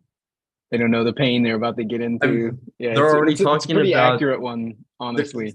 They're essentially talking about removing BRC20 functionality, which they claim they're the most decentralized, but they have one developer in essence. Yeah, and if they can just remove that functionality. Yeah, we shouldn't talk too much about BTC. It's all right. Yeah, So it's yeah, its that's own a entertainment. bit of a theme in the early memes. Then we've got this one. I think is one of the strongest contenders to win. Bitcoin Cash TV made a BCH cash tokens wizard. Obviously from the classic meme that was on our Bitcoin in 2013, onwards, and was then spammed around on Reddit. The community donated some funds, some of which got scammed and some of which got spent on spreading about this wizard. And it was one of the most effective Reddit ads ever. So it did a huge amount to grow the Bitcoin community at that time. And everybody just thought it was so funny because it was the kind of organic thing that comes up, internet humor, that you couldn't create that as a corporate brand, right? You couldn't have that kind of marketing. It just wouldn't work if there was a profit incentive. It only came out of passion from the community. So this updated version with BCH Cash tokens, I was super impressed by. It's very accurate, and I think it could go on the R Cash tokens subreddit in the sidebar. I'm hoping to put it in there. So I don't know if everyone else likes that, but I think that's one of the best ones, personally, in my opinion. So strong contender to win that. Okay, we've got this one, purely peer. You want to grab coffee and toss around tokens or NFTs? No, I can't. I like this one because it was already using the new Cash tokens logo. So that seemed very innovative and ahead of the game to be submitting and starting. The wizard was too, if you noticed it. I don't know if you noticed really? that the wizard was also, yeah. Yeah, see the little like barcode here. Oh, and It's got all the around the edge. Yeah, Like a lollipop. Wow. it's got the token bars around it. Yeah. Lollipop, lollipop. You know what I really want? I would love for that logo to be updated if it's selected with the barcode representing the block number that oh, that's a great Cash tokens idea. came from. That would So be the barcode actually means something if you were to like straighten it out. Yeah. No, I would love that. So I think this is of course the classic meme. This one's been used a bunch of times, but now it's added tokens or NFTs. So I like this one a lot. Okay, next one we've got is this one, the classic pool meme of Bitcoin Cash's the winner paying attention onto Cash tokens. Smart BCH is kind of drowning a bit and neglected, and then CoinFlex, that's it, bottom of the ocean. It's See you pretty later. accurate, this one. It's very accurate, actually. You laughed a lot for this one, so this one's a strong contender then. Oh yeah, maybe for the prizes. I like this one. This one definitely wins the dark humor award. Oh yeah, the ironic humor. Yeah. Okay, then we got this one from David Shattuck. The start with the BTC and BCH just basically neck and neck at the beginning, and then world reserve currency, and then the what's this called, reverse headed brainlet that says the market has decided. I like this one personally a lot, just because I get spammed so much on Twitter with people. The market has decided. The market has decided. So I'll be able to reuse this one quite a lot for sure. There's quite a practical utility one for me. So before you swap from this, I want to go back to a comment that you made earlier, John, about the eventuality of the US dollar failing and what this timeline actually looks like. By 2030, I think it's over 25% of the US's tax revenue is going to just be paying interest on our debt. And in another 10 years, it'll probably be closer to 70% or so, considering the rate it's going. Once our interest payments equal our tax payments is when the US dollar very quickly will go and be completely worthless, because at that point they have to print money in order to pay the interest, which just makes it worth nothing. So this timeline could realistically be like 20-25 years before the market actually has time to decide when the current global reserve currency is worthless. So I mean, it could be earlier. Obviously, it can kick in Absolutely. at any time. And look how much money we printed, $7 trillion in like 4 years. So could be sooner. Yeah. There's been a lot of chat about the Federal Reserve printing their $1 trillion like platinum coin or whatever, which is just the most. It's like the Wizard of Oz. It's just the most ridiculous performance art kind of suggestion. But that's the state of fiat economics, I guess. So, Performance art. Yeah, that's a good. Good Maybe they got description. inspired by cash tokens. They thought, look, we need a bit of a protocol upgrade. We need platinum tokens in the fiat monetary system. So maybe Well, they're behind the game. billion dollar kick the can is about done. Now we're into $1 trillion kick the can, so it has to upgrade. Yeah. No, obviously. Yeah, definitely. Okay, next one we got here. Corbin Dallas Multipass. Bitcoin Cash has NFTs now. Is this Emma Watson? It is, right? Emma Watson and someone else. I like this one because this is a hybrid meme. So this is very cheeky. You're only allowed to make one meme submission, but Corbin Dallas Multipass has just merged them all into one mega meme. So then they enable much more than just JPEGs, the whispering in the ear, essentially. Efficient decentralized apps, NFTs and fungible tokens, contract flexibility, token-aware addresses, hedging, prediction markets, collateralized loans, liquidity pooling, identity tokens, cash tokens, goosebumps. Love that. And then obviously the QR code too. I'm going to tip this one right now because I like the creativity of using multiple. Look, here we go. I'm going to use my Selene wallet. Hey, speaking of that $1 trillion platinum coin, I don't remember if this is silver or platinum. I know I have a couple, but I have a quarter of either silver or platinum. And it's worth 25 cents if I actually try and spend it. But it's solid silver or platinum. I think this is silver. But that's basically what a thing like this is going to be worth in a couple of years. Yeah. Things get a bit out of hand once. Actually been tipping quite a few. I think I've tipped almost all of these, just a little bit of BCH. If the creators here are listening, if you got some BCH, that's not necessarily the reward. It's just some extra for my personal balance. Not the contest. It doesn't mean that you won only like $5 or whatever for the contest. That yes, actual winners will win a lot more. All right, so we got this one from Invalid Cast. Me waiting for the cash tokens upgraded. Matthew McConaughey. I like this one because this is accurate to how I've been feeling the last couple of weeks. So yeah, that's definitely made me laugh. That was a good one. Got this one here, Daisy. This was one of the most liked by the community. So I think this was also a strong contender. When I heard about cash tokens, when your girlfriend is so crazy about BCH, did you hear about cash tokens on Bitcoin Cash? Now, is it a new token? And then let's fucking go and grab some cash token already left. Wait, it's not released yet on May 15th. This one also made me laugh. Just so keen that didn't even wait for the full info about what this is and how to do it. So yeah, I feel like this one maybe got to at least win one of the participations trophies because so many people liked it. They thought it was hilarious. Okay, addicted like a drug with BCH. Okay, this got another laugh from diversified stocks, bonds, and BTC. Almost straight into the cash tokens. Cocaine. Alex is laughing so much. This one's got to be one of the winners now. That's a good meme. It's got a laugh. This is also on the dark humor side where it's like, right? Oh yeah, we're building world utility in Elmo. Yeah, he knows what it's about. That's right. Hey, just because I work in the banking sector does not mean this is an accurate representation of me. Yeah, we may have aspirin plus caffeine tablets in the office.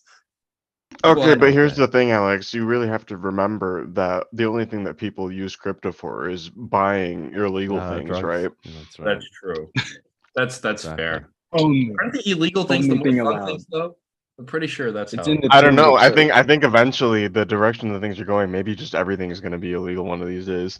I mean, isn't the more illegal it gets, the more exciting it is? Isn't that how that curve goes? Something But like what that? it is it's not that everything will be illegal. It's that doing things without approval will be illegal, right? Yeah.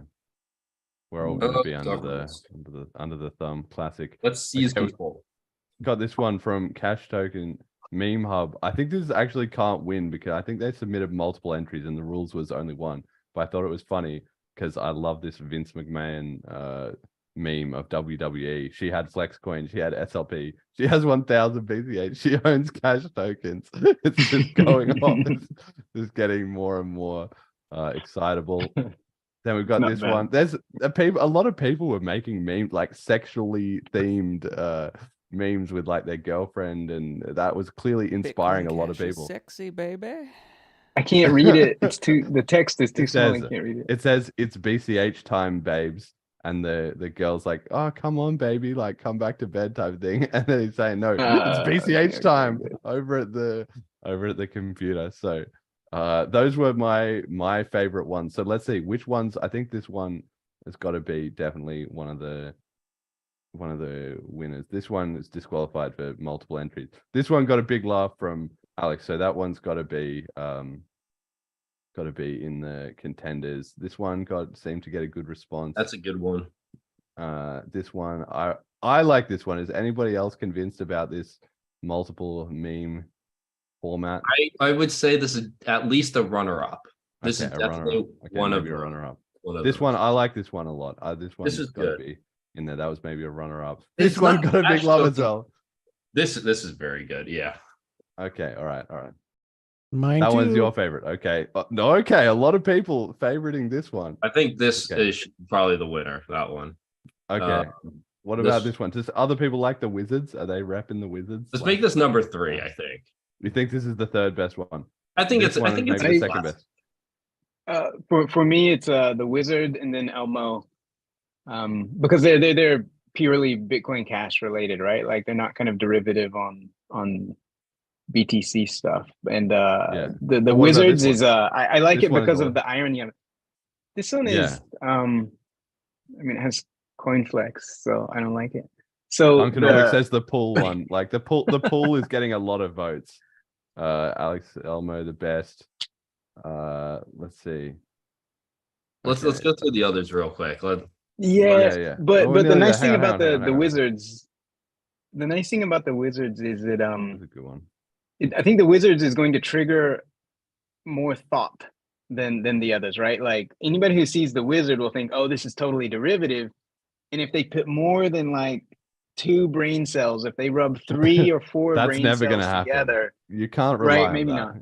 But if they rub a little bit of brain cells together, they're going to realize, wait a minute, these were the same guys that were doing this stuff a long time ago that were working on it. But All right. maybe that's hoping for too much. What about this one? Does anybody barring like that, this one? It's Elmo. Yeah, this one I'd say this is good, but I The think format is a little confusing. I think the Yeah. fees one is better than that. Oh, this So The message I is think this I one's think better. this Yeah. is better than the paper the table one. But Okay, so the how about current for an order we do Magic Internet Money first, Elmo second, and then the pool thing third. I think the pool got everybody was loving the pool. It did? That was getting a So lot okay, of we got to go based on the community a bit here. So this just got the biggest. You laughed so hard as soon as you saw it. it's Oh. pretty funny. It's not the right Bitcoin Cash logo though. It's Well, it doesn't matter. It's a weird decentralized. You B. have any B you want. Okay, well maybe I like I think the Wizards deserves to be in All right, second. Maybe. yeah. So this one, maybe the winner. This one in Okay. second. This one in third, and then 1, 2, 3, 4, 5 runners up. How about that? We'll go through those runners up one more time. Okay, so we I got want this the one. Jason, whatever his name is. Does the order of the runners up matter? If not, No, it's then all we- just okay, 0.2 just runner BCH. up, okay. Okay, Well, so what the runners up. This one, Yeah. this one, Okay. this one, the multi-panel, this one, and this one. All right. You I, want even if it's not Jason in, I Momoa want, in there.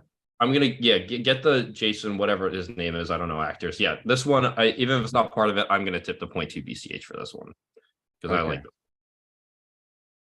it.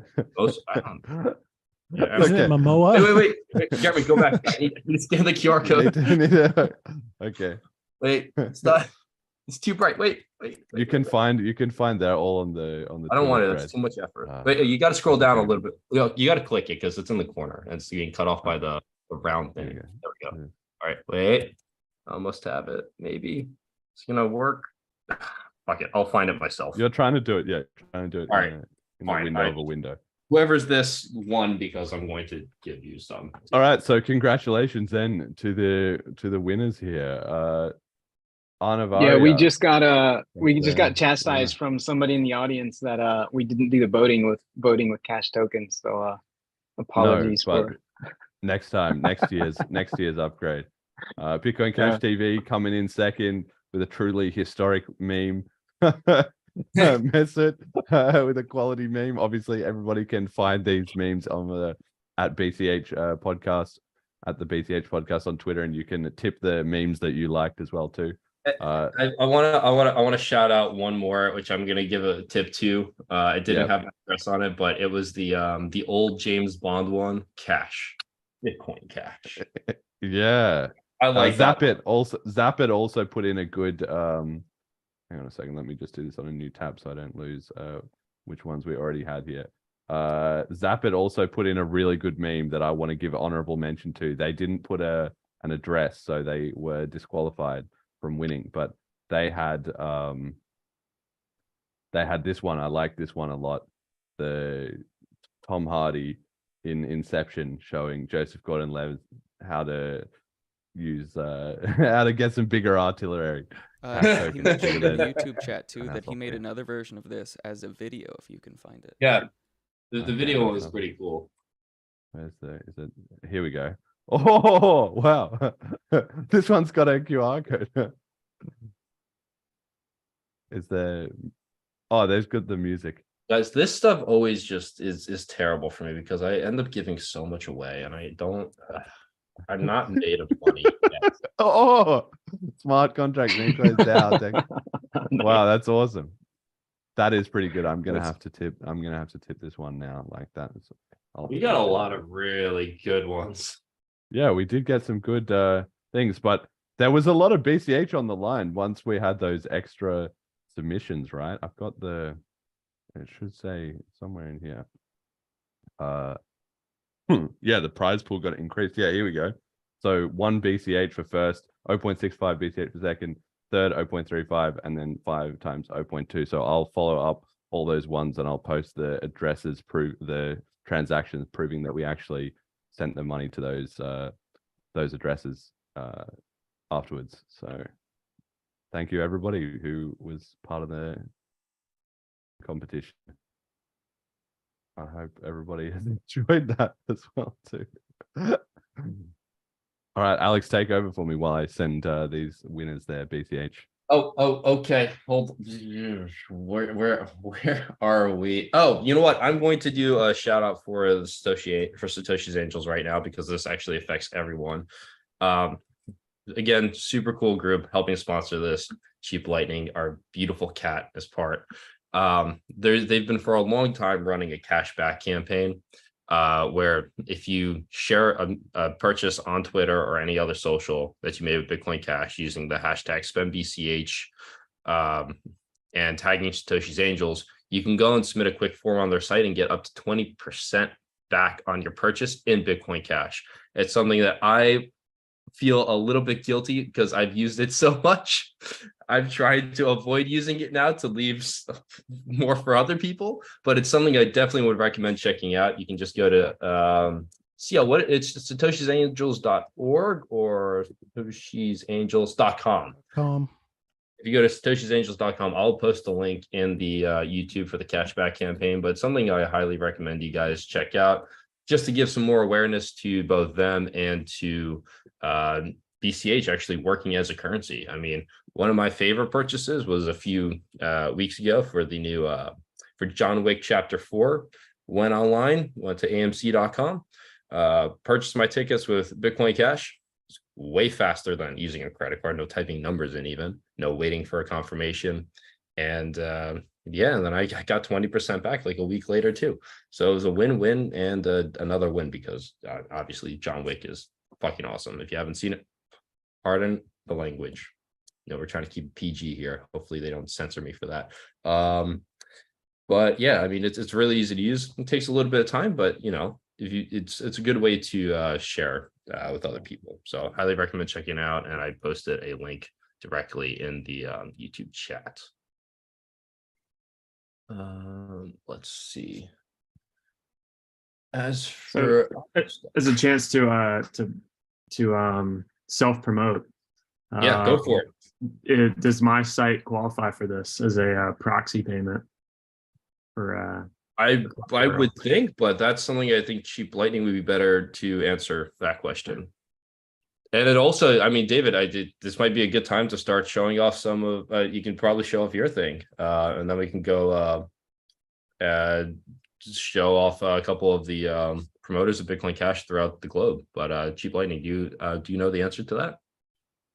We should probably just talk shop off air. Yeah, let's hear about David's cool thing. Fair enough. David, do you want to talk about it? I mean, I feel like it's best like to just. I mean, I've already got like the demo videos and everything, but I mean, essentially, what it is there's a barcode that you get that Cracker Barrel provides to all their customers, and it allows you to pay through a website, and you basically just go in and enter your credit card number. So the gist of it is, if you send me that barcode, I can look at how much you owe, request that amount of Bitcoin Cash from you, and then I close the order on your behalf. And there's a lot of restaurants that do things like this. It just happens to be that Cracker Barrel is like pretty well known and also pretty cheap. I think that's like an important thing. It's all like, I mean, I say it's all over the country. It's around most of the Southeast and the Eastern US. Not so much out West, I don't think, but at least in Florida, I think we have like 10% of all Cracker Barrels, and there's like according to Google, there's 665. I guess they're waiting to like build 2 at once or something. But yeah, that's kind of like what I want to start with, and that solves the Bitcoin for coffee problem, and then you get your breakfast and everything else too. So and wondering earlier actually, because for a while I've wanted to support gas stations and see if I could support grocery stores, because you're starting to see these QR code things popping up, and I guess the cash tokens thing is like sounds kind of interesting, because you're talking about like contracts and like multiple things going on at once. I'm like, could that be useful? Or I could like for gas stations, it's like there's an initial charge of like $175, which you're never going to spend that much on gas. But the actual amount gets like charged to you later. So I guess I'm wondering if there's a way to do like kind of like a hold charge, or I don't know, something like that. It may already exist. I haven't quite thought through the logic of that, but anyway, there's plans to build more. Let's just say Cracker Barrel is hopefully going to be just the starting point if people are interested. And it sounds like some people are. So I mean, there's going to be the Bitcoin Collab is hosting a Cracker Barrel meetup, I think this week or maybe next week. 2 weeks, I think. 2 weeks. Yeah. In Columbus, Ohio, and it's going to be actually testing out David's application, as well as showing off some of Bitcoin Collab's hardware. Very cool group of guys, but yeah, so there's actually a live meetup going to where people will actually be using it. So that'd be a great test where you have multiple people using it at a pretty close proximity, or like time proximity, whatever the word that is. English is not my strong suit. If you could. All good. I'm yeah, I mean, I've been doing such a huge refactor, because when I built everything, like the code was kind of a mess, and got to the point where like it was very difficult to add features, and I was like, okay, I need to spend some time just like rewriting this to make it more maintainable. And I mean, there's some features that I'm looking to add, one of them being discounts, and I'm not quite sure that I can have it ready by the time their event happens, but I mean, it's definitely interesting to me. But yeah, I mean, I was really interested in the thing that Satoshi's Angels is doing, because I'm kind of looking to do discounts as well. Work with some other people just to add that extra incentive for people to go out and spend. Because I mean, I think it's a great onboarding tool to say, hey, do you want to check this out? You can get discounts when you use it. I mean, if people are already going to these places periodically, mean, I'm not saying like the average Cracker Barrel user is going to be like, super like open to using cryptocurrency, but I mean, some percentage of them are. Maybe it's like 1%, but I mean, that might be a huge number if you think about all the customers out there.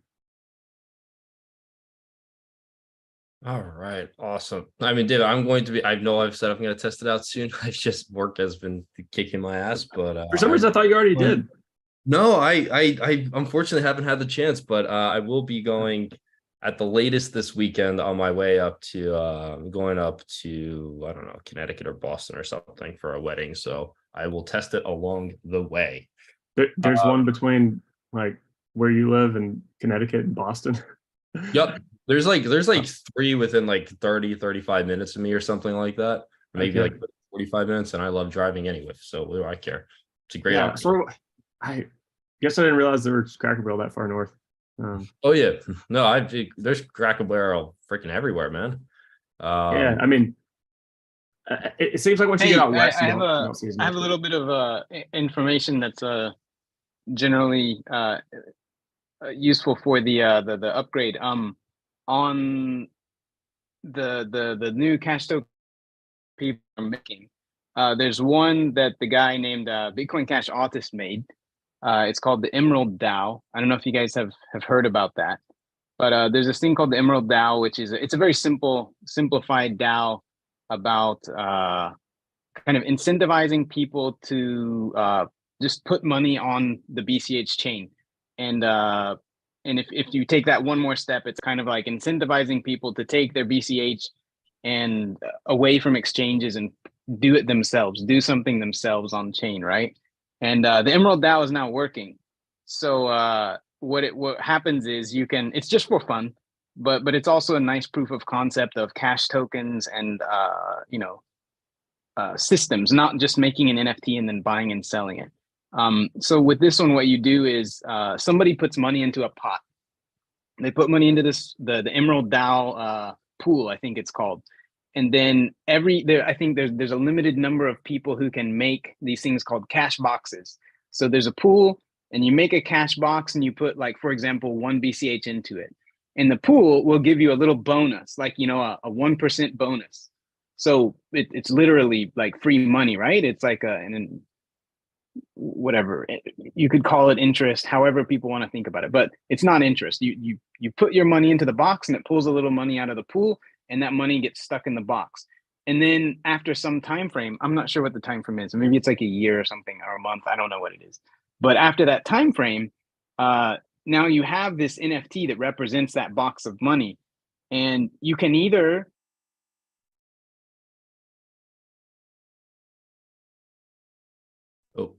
is my audio still working? There you go. It stopped for like 1 second. Am I back? Okay, sorry about that. So you can either take the NFT and you can redeem it into the contract, and you'll get your money back. So you're able to get your money back, and that's it. You got a bonus. You got like a 1% bonus for putting your money in there. Or you can keep that NFT and be like, okay, I was a participant in the first, simple.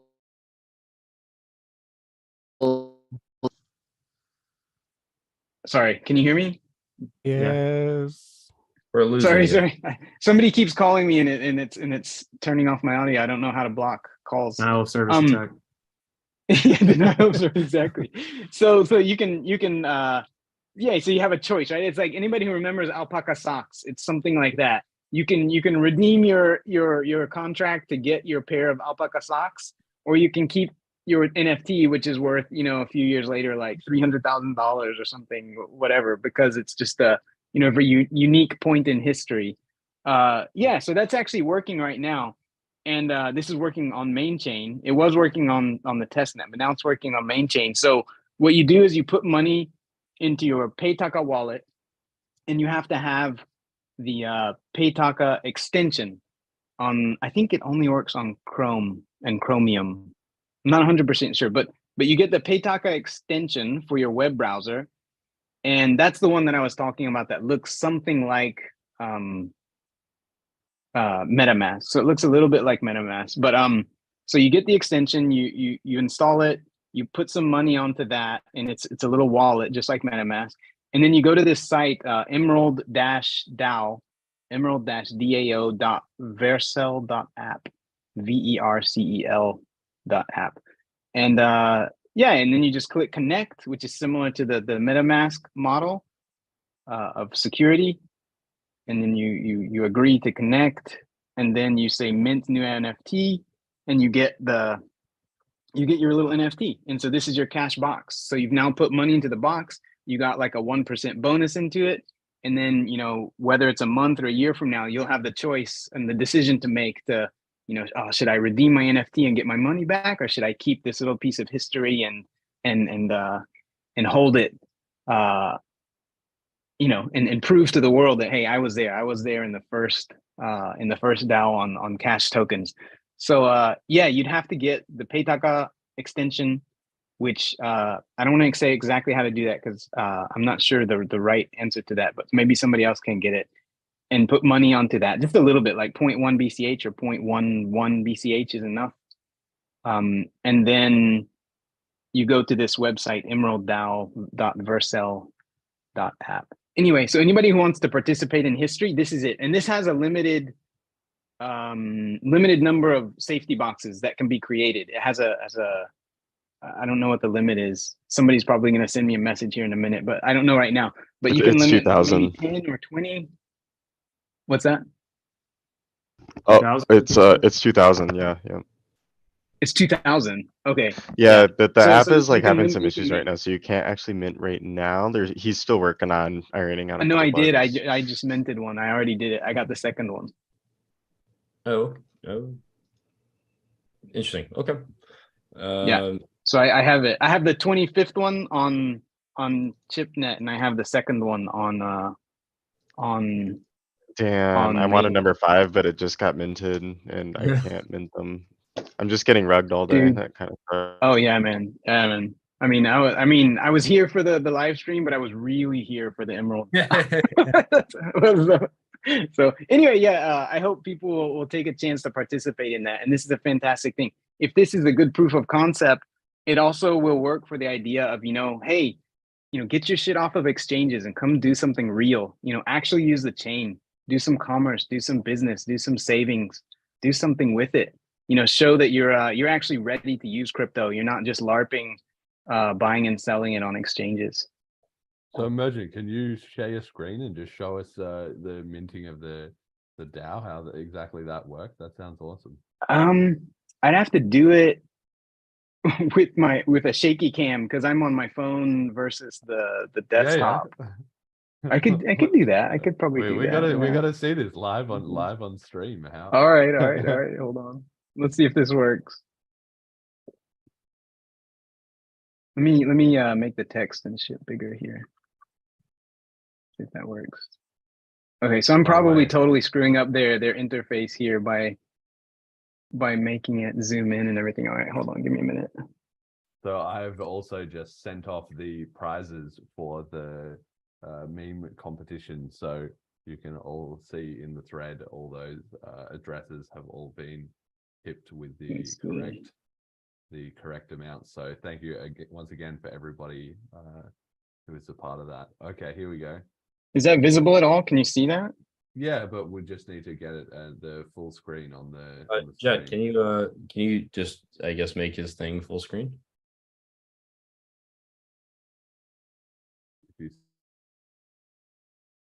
No. Oh, here you go. Spotlight for everyone. No, but you can pin emergent reasons, and it will make it full screen. Double click it.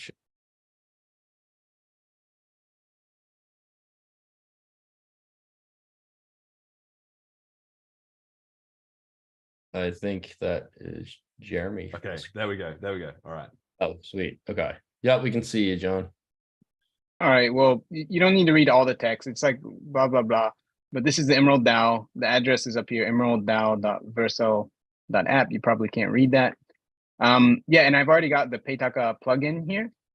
And if you open it up, it basically looks like the Peitaka wallet. It's like a mini version of the Peitaka wallet. You can see whatever. I have some Bitcoin Cash and you can do stuff with it, but you can't do stuff directly here yet. It doesn't know how to deal with cash tokens yet. So you come to the site, to the DAO site, and you say mint new NFT.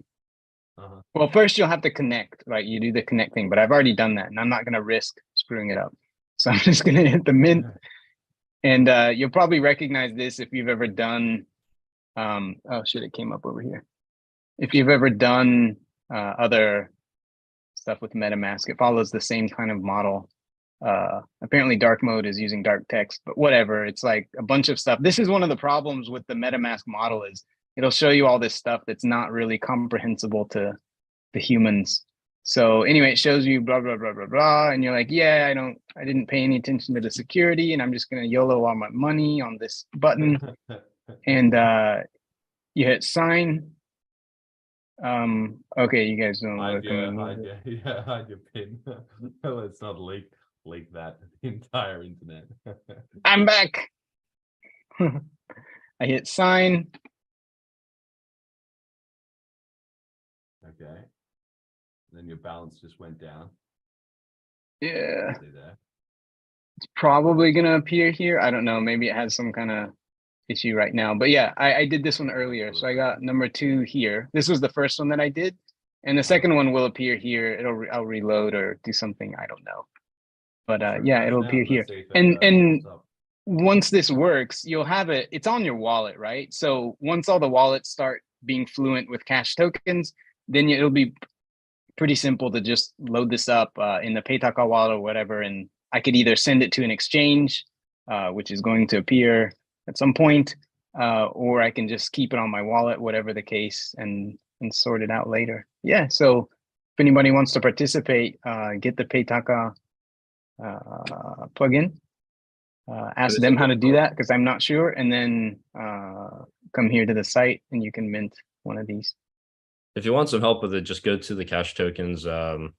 It looks like a couple people are actually getting them as we speak as well. All right. Should we yeah, Bitcoin Jason, you there? He might not be around right now. I would like to get to some people. Jeremy, I had to step away for a little bit before. Did Ryan talk? Ryan talked about like what he's been doing, right? Thank you. Yeah, we had a little bit from Ryan, but if he wants to so let me I'm gonna message some of our other guys that can come on now. Narain from PCH Nigeria, let's get him in here. He's going to be popping on in a couple minutes. He's been watching currently at BCH Hub with a couple people. So I just told him to join the Zoom. And let's see, hopefully he comes on in just a little bit, and then he can talk a little bit about what he's been doing. Absolutely. So what else were we going to cover? If anybody needs more info about cash tokens, again, you can go to bitcoincashpodcast.com/FAQs, and there's a cash tokens page there that has some info and stuff with links to also where there's a lot of discussion happening. I want to shout out again. Hey, Narain. Right? With links also where there's a lot of discussion happening. You're gonna have to mute the stream, man. Yeah.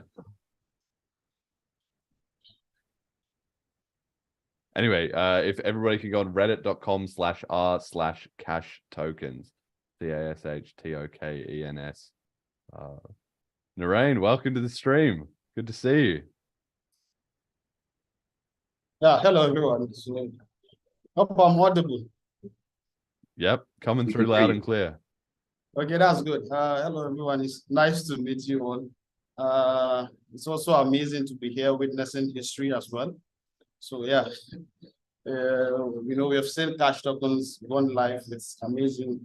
Unless the community is still active, and we are coming up with new things. So can't wait to see what's going to come in the next few months. Because the journey just got started. So definitely we were expecting a lot of awesome stuff, coming to cash tokens as well. So we are all happy and excited about this. So, yeah. Have you got a bit of a viewing party going on there? Is it just you, or are you guys? Yeah. No, No, I think they're inside, they're outside there. So I'm just on my decks here. So they're watching live as well. So yeah. Oh, it's amazing. It really just goes to show, the Bitcoin Cash. Well, how do we have people from nearly every continent here, right? We've got Asia, Europe, America, Africa. I think we also have ECH Taiwan that might be coming on in a bit as well to talk about the adoption he's been doing there. So actually, I wanted to probably do a little bit demo, but I think based on time constraint, so I think I'll just share the just the general news. Probably we'll share it later more. So in the couple of months, I think I've been really busy. When I say busy, I think it's been amazing.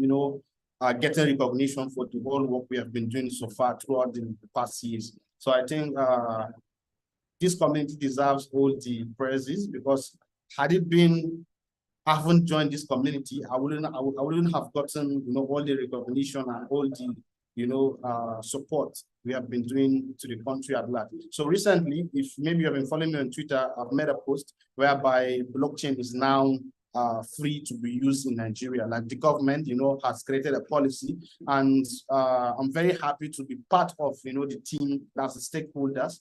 So which are in part are trying to say this whole national blockchain policy. So I haven't been in the community actively advocating, educating about crypto, blockchain, Bitcoin Cash in Nigeria, this wouldn't have been like this. So I'm very happy about that. Currently, I think tomorrow we have a meeting with which includes the Minister of Technology in Nigeria. So very soon we'll have more support, and it's going to be like legal to come out and say, okay, guys, I'm building this company, I'm building this blockchain company in Nigeria. It's going to be open soon. So like I said, and some of the few solutions I've been building is trying to see how we can bring in millions of adoption. And believe me, it's not easy. It's not easy building because one thing is that we lack the talent. Yeah, we lack the talent because you can't get few people that are passionate about what you are doing, bring them together. It takes a lot of resources, money, you pay them, come, okay, guys, come, have this idea, let's build it out, let's build something around it. So it's not easy, but thank me, with the small team we have currently, we have been doing amazing. And I think I would love. I said I would have given you a demo, but my CTO is trying to put everything on a test flight, and very soon we'll share with you guys so that at least some people will have a sense of what we are building. Basically, it's just like I said, it's all in one platform, for Bitcoin Cash. So which you made me micro payments, anything, right? So right now, what we are adding is you can create virtual cards, dollar virtual cards from the app, which you just top the app with your Bitcoin Cash, and the value will be on your virtual dollar card. So you see, with that virtual dollar card, you can make payments on any website that accepts credit card. But literally, you'll be charged from your Bitcoin Cash balance. So basically, there's a lot of things that we'll be adding, but I think with this, we will be having a lot of million what will I say, audiences, and also traction with it. So we're trying to think of how we can move from the basic things we've been doing to now see how we can bring in more millions of people, because definitely when it comes to adoption, we have done that, and we have been seeing the impact right now, because right now it's our work that is speaking for us in the country, right? So anyone who mentioned my name in the country definitely knows me as a Bitcoin Cash person. So that's it. So I think I'm very happy about that. So yeah, we've been doing quite a lot. So it's just I've been busy, and sometimes it's not easy as well. So that's it.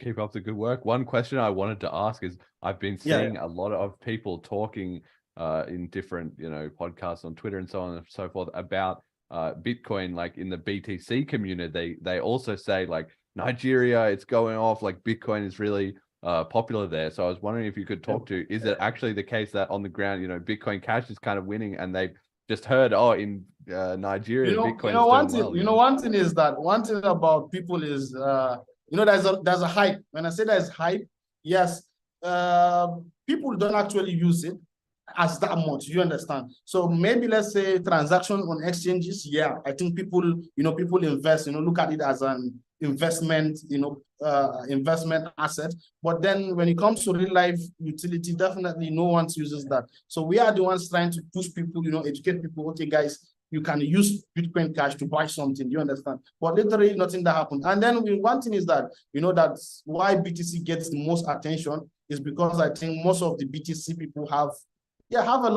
enough funds in their hands. We get. So I think there's a kind of an organization which is being funded by Jack Dorsey. I don't know if you know Jack Dorsey, former CEO of Twitter. So he has a lot of money, to the organization. So and sometimes when they do events, they spend a lot of money around that. So that will get people hype and get people talking much about it. But for use cases, no. They don't have that much use cases. It's just hype, and people talking about it. That's just it. Yeah, well, that's what's kind of what I was expecting, but I'm glad to hear that on the ground report, and I'm sure once things take off with real use, obviously, BCH will suddenly. But what I just hope is that we just have to think we just have to change the way we think.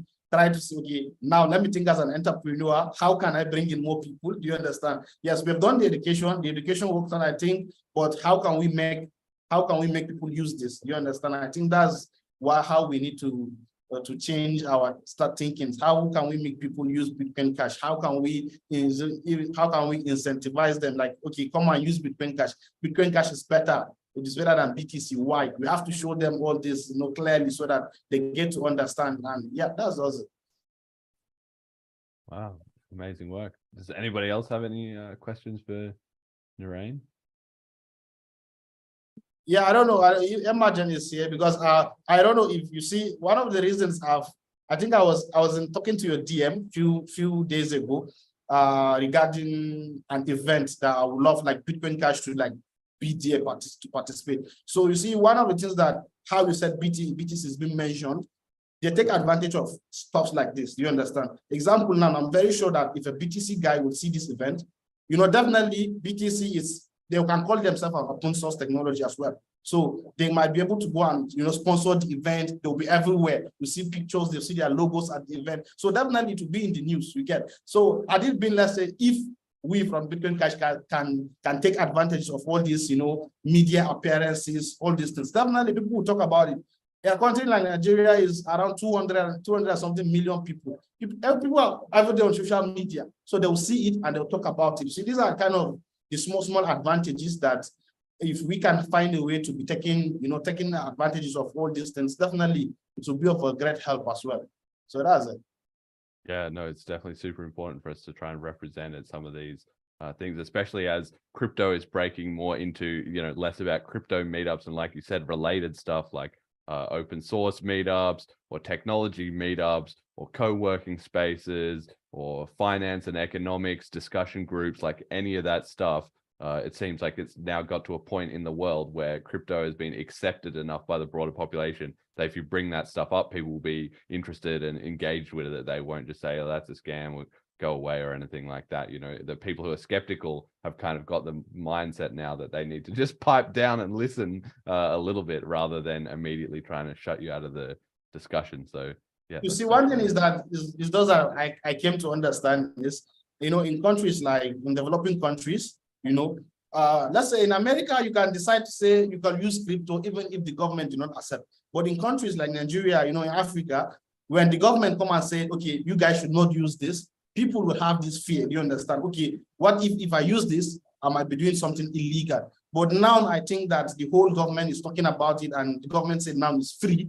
Definitely we'll see a lot of changes in time of how the general public thinks. So it's not everyone that is so passionate that even the government says it's illegal, he will use it. You understand? So some of the people, when the government says this is illegal, they won't even come close to near it. When you talk about crypto, they'll be thinking it's scam, or these guys, I don't even understand it. But at least now that the government is having a policy around it, and now it's free, you can build a company, start a crypto company, start a blockchain company, you are free to do that as well now. So I think we'll have a lot more change in how people think, about cryptocurrencies as well. So definitely they will use it because right now it doesn't make sense for you to use BTC or Ethereum. It doesn't make sense. Like I cannot be paying fees for $35 fees or $50 in fees. It doesn't make sense anyway. So, but with Bitcoin Cash, definitely that was the answer. So that's it. Brilliant. Awesome. Yeah. So next up, Gordon Lin here he's the BCH Taiwan guy. I'm just going to invite him if he wants to speak for like 3 or 5 minutes, just talk a little bit about the adoption work he's been doing. Feel free to take it. If we have a few minutes time in between, I could also show off the web wallet stuff, because there was a small issue someone pinged me about, but now everything is working, so you can see the cash tokens working in action. Awesome. Wow. Let's right after Gordon, if he's free right now, let's do your thing, sure. and then we'll get straight into it. Hello. How's it going, Hello. Gordon?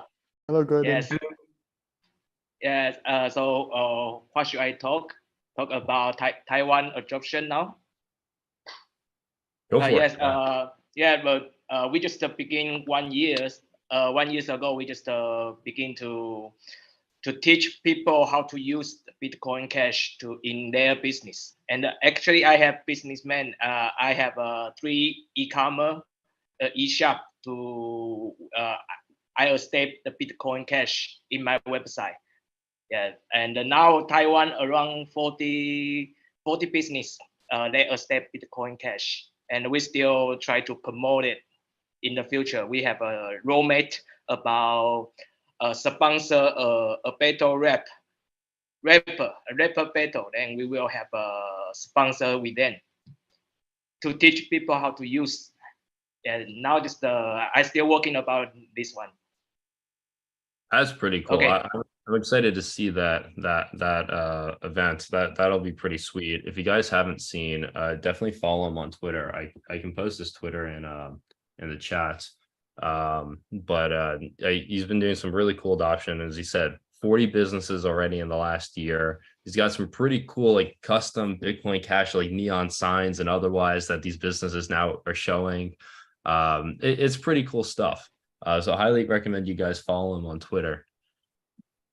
Yeah, and I take some video just like a Bitcoin Cash City. We have a make adoption video in my. I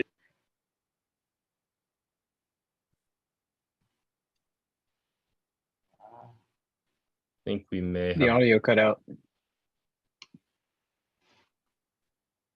All right. Well, audio cut out, but that's okay. I'm gonna share his Twitter now. He has videos that he's been posting about it as well. Really cool stuff. So definitely go check him and his work out. Couldn't be luckier to have him. Oh, I will post your website as well. Thank you. For the people who have been around in crypto for many years, for like 10 plus years, I love how the things going on with Bitcoin Cash just continuously remind me of Bitcoin in the old days, like when it was on the trajectory to actually growing and being used everywhere. It really reminds me of that. It has the similar vibes. It's just people have learned more, and the scale is bigger, right? Like he's already done 40 merchants there. Bitcoin Jason, I don't know if he's gonna have a chance to talk, but they've done literally hundreds of merchants in one town, right? So yeah, I love the feeling of going back on the trajectory towards global peer-to-peer electronic cash. It's a really good feeling. Hey, Matthew, I'm sorry. I'm going to have one more person go in front just because he has to leave. Eric Architect, I didn't realize who he was at first. He's the guy that's been running the cash tokens bracket. So I just want to give him a chance to quickly just talk about it because he has to run in a few minutes. So Eric, by all means, please take it away.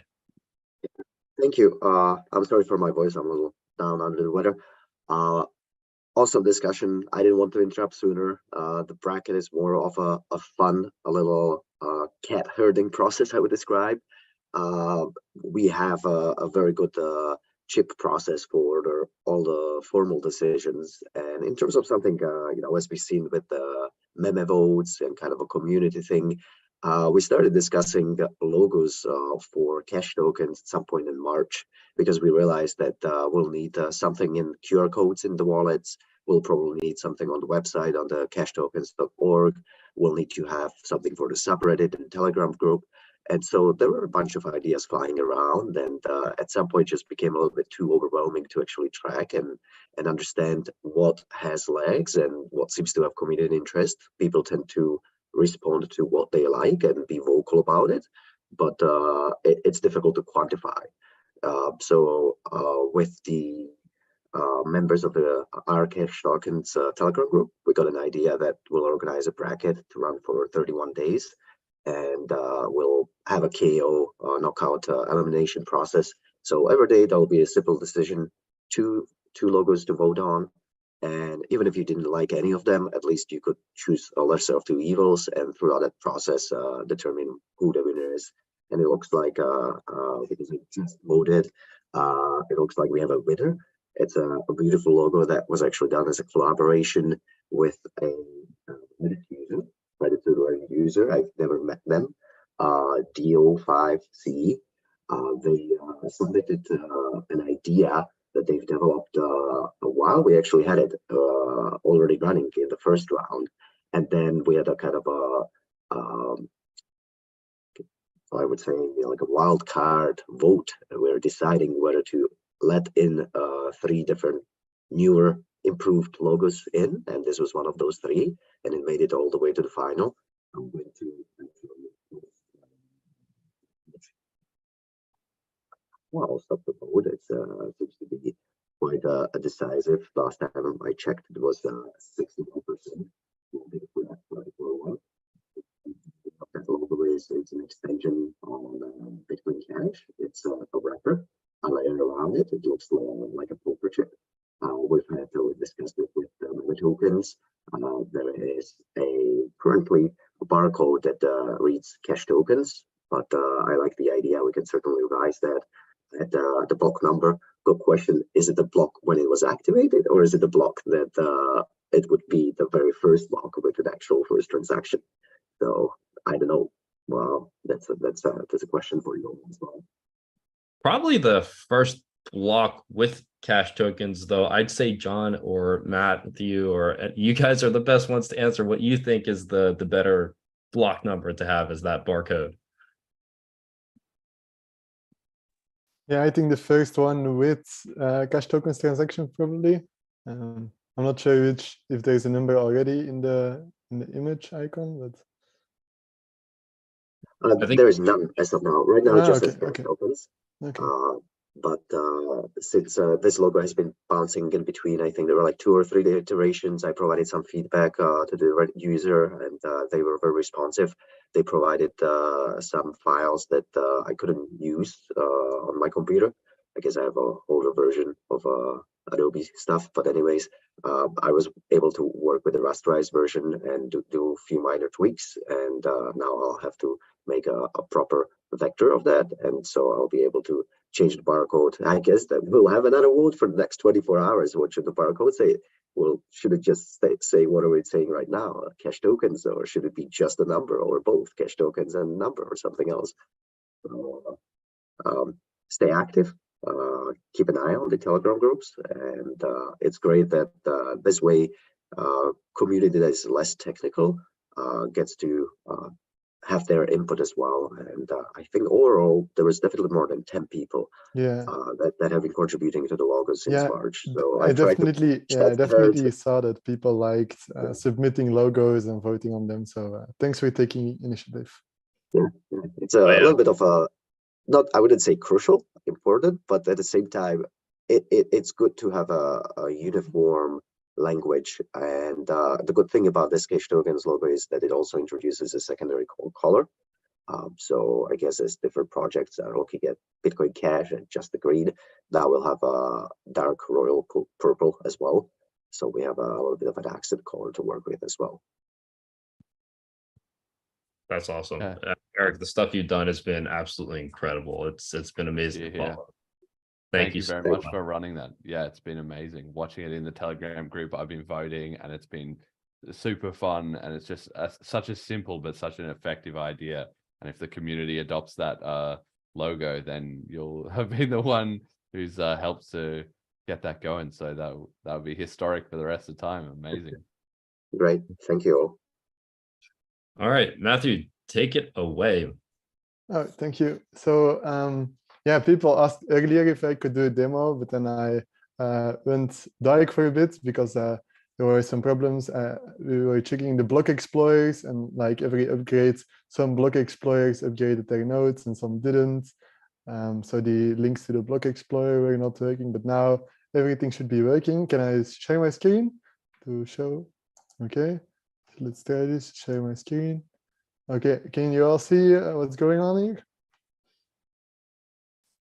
Yeah. So this is what the web wallet looks like. I will go try full screen. Okay. So everything you expect from a wallet. The only two new things are the amount of the number of different tokens. So this wallet already holds 2 different tokens or 2 different types, and this is the token address. So if you want to receive tokens, of course, you use the token address, and you can toggle between, for the QR code, you can toggle between the normal QR code, the Bitcoin Cash QR code, and then the one that encodes the token address.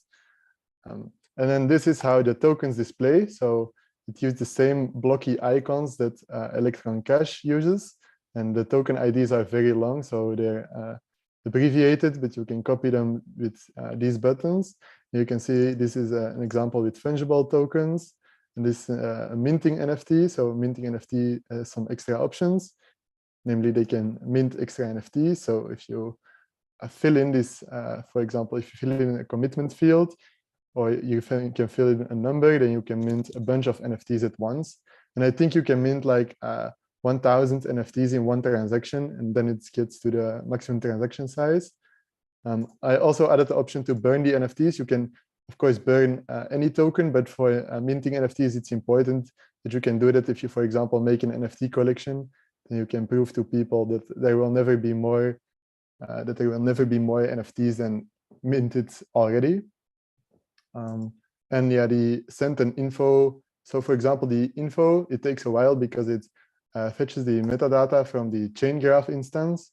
And I guess the chain graphs, oh, here it is. So this says has an active minting NFT and has minted 0 or 0 immutable NFTs. And for the fungible token, it should say that the genesis supply is like 5, but I guess I should take a look at that. And then the most exciting, the feature that people initially want to use is the create tokens feature. So here's where the magic happens. So you can put in any number. You can it's a very large number. That's the maximum. So if you select fungible tokens, you can go crazy. And here you have the option to link metadata. And I prepared a JSON file. So hopefully I will be able to import some metadata to my token as well. So these, of course, have no metadata, but if you go here and you paste a link, so there's some instructions here. The easiest is probably with GitHub Gist, but you can also do with IPFS or with your own website. So I'd say take a look at the examples, take a look at the different steps. And so if I try to add a metadata file and I click create, it should create like 140 billion tokens. So let's see if this works. Always live demos are always a bit nerve-wracking. The software. So it says that there is this blend token ID is not working. So I'm not sure why that is. I'll also look into that. But one trick you can use for that is you can send money to yourself, and this will actually make an input that can be used for tokens. So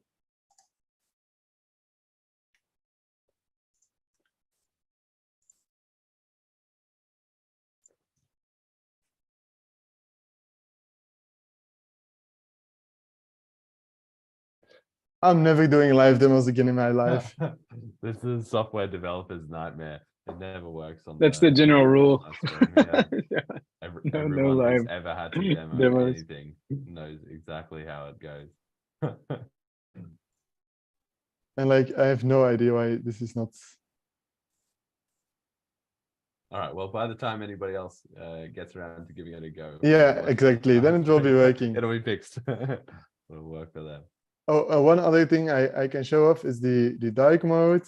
Of course, now you need to connect to mainnet because the default was always chipnet. So make sure mainnet is now connected.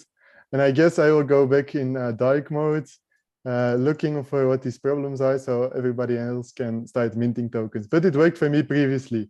As you can see, I've minted already 2 tokens on mainnet. So yeah.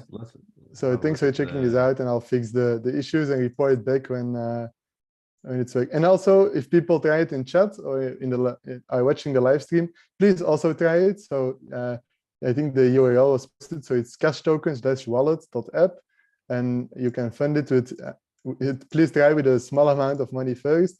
Your money should always be safe, but apparently there's still some issues.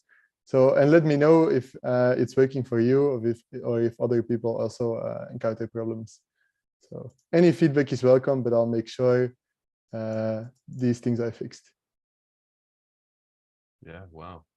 Well, good progress there. And we've got also the network activity. I wonder if we're seeing a spike as everybody's trying to transact on the new Bitcoin Cash tokens. We'll see tomorrow. If I think it was yesterday, there was about 20,000 BCH transactions. We've been seeing a bit of a spike in activity recently, so maybe today it'll be even more as everybody rushes around to mint NFTs and be part of the Emerald DAO and so on and so forth.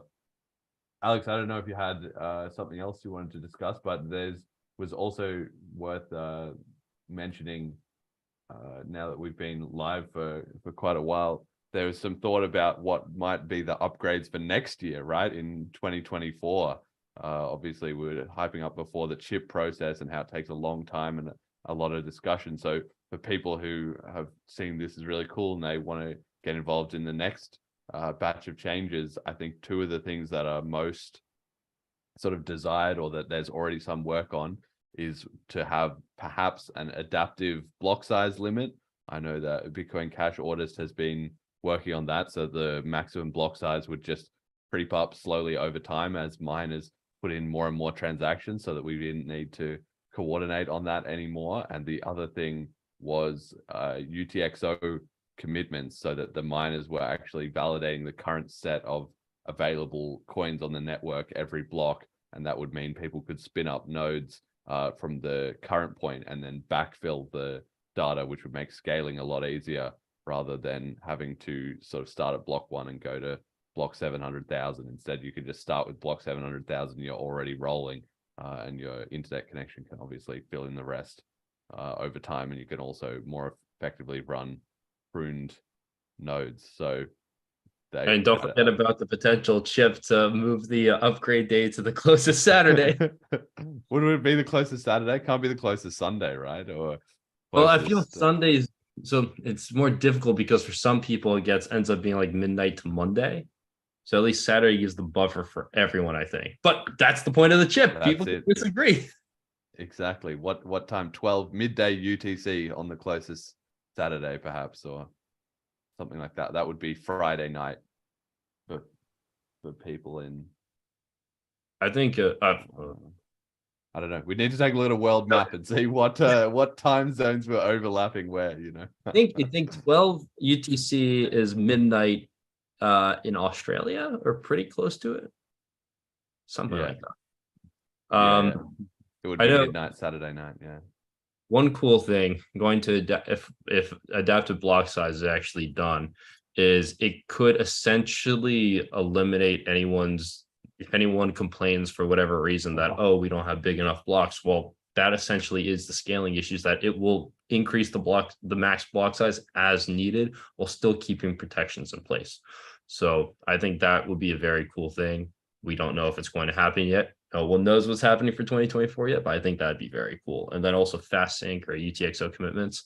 That's something pretty cool. I don't understand it too well, I think other than the very basics that you described, Jeremy, but if anyone else has any comments on it, by all means, take it away. Well, I have a description here that Bitcoin Cash Audit has sent Oh, to me. So fantastic. this is one proposal of how it would work, right? And people have talked about, okay, obviously if we have to set the limit like now at 32 megabytes, and then if you have to bump it up, then people were just putting it to a fixed number, right? Which is very straightforward in terms of conceptually to understand, but there's a large coordination cost where everybody has to agree what's the new number, everybody has to code it into their software, it has to be a chip, yada yada. Whereas if you had an automatic system, then we could agree on it one time, and it could still be changed if it turned out to be a problem. You know, we could change it again or increase faster or slower, but it would mean by default there was already a progressive way. So here was his explanation of it. The algorithm only needs the current block's size and the limit to determine the next block's limit. Every time block size is over some percentage full threshold, the limit goes up slightly in the next block. Every time block size is below it, the limit goes slightly down. This means that the limit will always hover above whatever actual sizes are negotiated with miners. So there will always be room for more if/when we need it. That's it. The function is similar to the other good candidate we had for difficulty adjustment algorithm, the W-tamer, and is designed to be stable even if 50% of miners mine full and 50% mine flat. The limit would stabilize at some balancing point and stay there until miners renegotiated it. So there's a chip which you can find on GitLab. It's called Excessive Block Size Adjustment Algorithm for Bitcoin Cash. Let me just link to that in the chat. Julian Smith has a great question for once we've wrapped this up. Definitely want to touch upon that. I want to add something to that point, because like I said before, always want to steel man things, and looking from the outside, imagining that things will literally grow forever is fantasy. And right, there's always engineering limits, and that's why there is any kind of limit in the first place. It's not because it's like a stealth, we're gonna catch him in the end, you know, like the long game and bottleneck throughput on the network is not the point. It's just an engineering thing, which was there from the beginning in Bitcoin, to have some kind of limits, engineering limits, to make sure that things work and don't break down. Because you don't only have to worry about the nodes, you have to worry about the whole network. And on that point, if you imagine some point in the far distant future, you may actually hit some technology limits way, way, way down the road, right? Like we're talking global economy. That's incredibly massive, the number of things that happen in a global economy, right? So if you start to hit some limits and miners decide, you know what, this we're only going to be doing blocks a certain size, you know, whatever size that is, that I believe that limit, the automatic algorithm, will also come back down and allow a smaller margin once things actually fill up way off in the future. So what I mean to say is the algorithm reasonably works not only now, not only when things are growing exponentially, but also at the end, you know, some very distant end game where you can't imagine, oh, we're going to have a 90%, you know, headroom on things, because that's not how high utilization networks work. You don't have an absolutely massive headroom on them. You're actually using the network throughput. So it should also work in that distant future. And so, of course, nothing's perfect and nobody can predict exactly what will happen in the future. But the algorithm that he's proposing, and generally anything that gets through the chip process, is going to qualify for these, right? It's not going to mess things up now. It's not going to mess things up if they grow exponentially. It's not going to mess things up in the distant future. So it has a chance to just be the last thing that we ever have to think about regarding block size specifically. Of course, scaling is a much bigger question than block size, but yeah, there's a lot of thought going into this. For anybody looking from the outside, this isn't just an amateur hour. Oh, well, why don't we just, you know, measure this thing and that thing and just have the block size increase? There's a lot of thought and research going into the whole concept. I mean, I think this proposal, or at least like very similar adaptive block size proposal, go back as far as like 2018 or something, if I recall correctly. It's been a long time discussed and worked through, and Well, I mean, that's what ABC was, right? It's been around long. It's been around since many years ago, since the BTC, before the BTC BCH split. It's an old idea. Yeah. So, John, I think we kind of skipped over about one of the biggest things here is what General Protocols are doing with BCH Bull and the new possibilities that cash tokens actually enables. Yeah, Cindy actually covered it in that video that she made pretty well. But yeah, the simple idea is that Bitcoin Cash Bull, BCH Bull, is an app that proves. I mean, it's useful, right? If you need to save your purchasing power in terms of gold or USD or Indian rupees or silver or whatever it is that you prefer, you can go and save it there without having to leave the chain. So that's valuable in itself. And it also has the speculation side where you can go long on BCH as well if you want to do that. So yeah, it's kind of a speculation slash savings system, BCH Bull. So that works, and it already works with the things that we have. But like Cindy said in the video, with cash tokens, now you can commoditize things. You can take a contract and say, okay, we made a contract and this contract pays out to 2 people. But we say, well, wait a minute, we don't need to pay out to 2 people. Let's pay out to 2 tokens.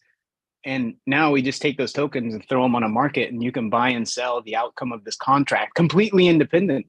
Right, you can say take one side of it and sell it over there, and take the other side and sell it over there. The whole market. These kind of things are not possible in the traditional market. So, yeah, it's fantastic with cash tokens, and that's even the lowest level, simplest thing you can imagine with these things. The kind of markets that they enable, the things people are going to come up with, we haven't even thought of today. Yeah, I can't wait to see it. I mean, I thought one other cool possibility that this enables also is.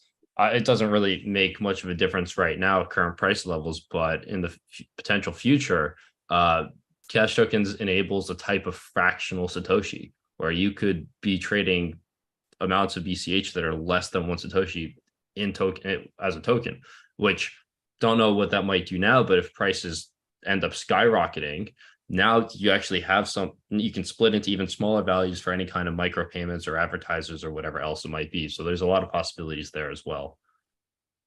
Yeah, I mean, if we're talking other possibilities, also just the more immediate useful thing for commerce is you can make an organization, right? Because like I was saying before, organizations more or less boil down to a pot of money with some rules around it on how it gets spent and what the rules are and who can choose to spend it and so forth. So yeah, that just becomes immediately possible with a little bit of app development for interface with an organization. So you put some money together, you put the rules on it, and now we can have real DAOs with Bitcoin Cash.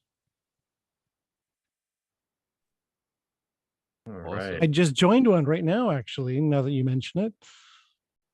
You got on the Emerald? I did finally. I managed. That's why I was going this whole time. Nice. The important things, you got to keep your priorities straight. Got to get in the ground floor, You have to, right? Yeah. There's, this kind of sort of excitement feeling. It just, really brings me back to when I first discovered Bitcoin. I was like, oh yeah, and then colored coins. Exactly. Exactly. Yeah. Let's go. All the possibilities. Yeah. It's there.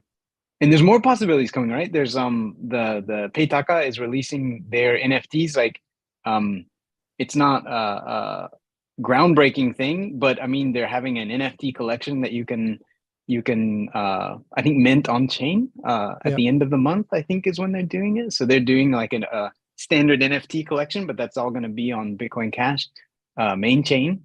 And then there's BCH Guru, which is doing something similar, except their NFTs will actually be used in their price prediction game somehow. I'm not sure exactly the details, but they're going to be used in the price prediction game. So yeah, everybody wait and see what the actual details are. But yeah, the apps are going to start coming out. And that's the real magic, right? It's not just tokens themselves. It's the apps and the things that people can use them for is the exciting part. It's not the road, it's what you do with the road, right? Yeah. Yeah. It's going to be good stuff. It all takes time and effort to coordinate out there. And so I guess, you know, this is one small block for BCH and one giant leap for the BCH one giant block. Right? Well, I think it's very good for people to think, like, how many people were around when ETH actually started? I think there's very few people who actually remember those days when ETH actually started. And they may not also remember that a big part of why ETH started the way it was because it got squeezed off of BTC, right? They were like, get out of here. We don't want your whatever it is that you're doing. Get out of here, you dirty hippies or whatever. And they went and oh, okay, and they made ETH. And back in those days, right? They didn't know exactly what they were doing, and the branding was like the internet, the computer of the internet, and the apps were zero, and the infrastructure was zero. So yeah, they built up from there, right? And now it's a world-beating network doing all kinds of crazy things, facing some very serious issues that we claim Bitcoin Cash is going to bypass because of the fundamentally different architecture. But yeah, we're at that place, like you said, or like Cheap Lightning said, we're at the foundation. We're at the part where it's like, okay, now we start actually building the thing, and yeah, it's a good time, and it's good to keep that in mind, like the context of don't think today of Uniswap today on Bitcoin Cash. Think of the days before Uniswap existed and how much opportunity existed at that moment. That's the type of opportunity that exists here. Yeah, wow, very well said. So it's now 4 o'clock where I am, so we might be coming up to the end of the stream. I don't know, Alex, if you had anything else you wanted to jump in and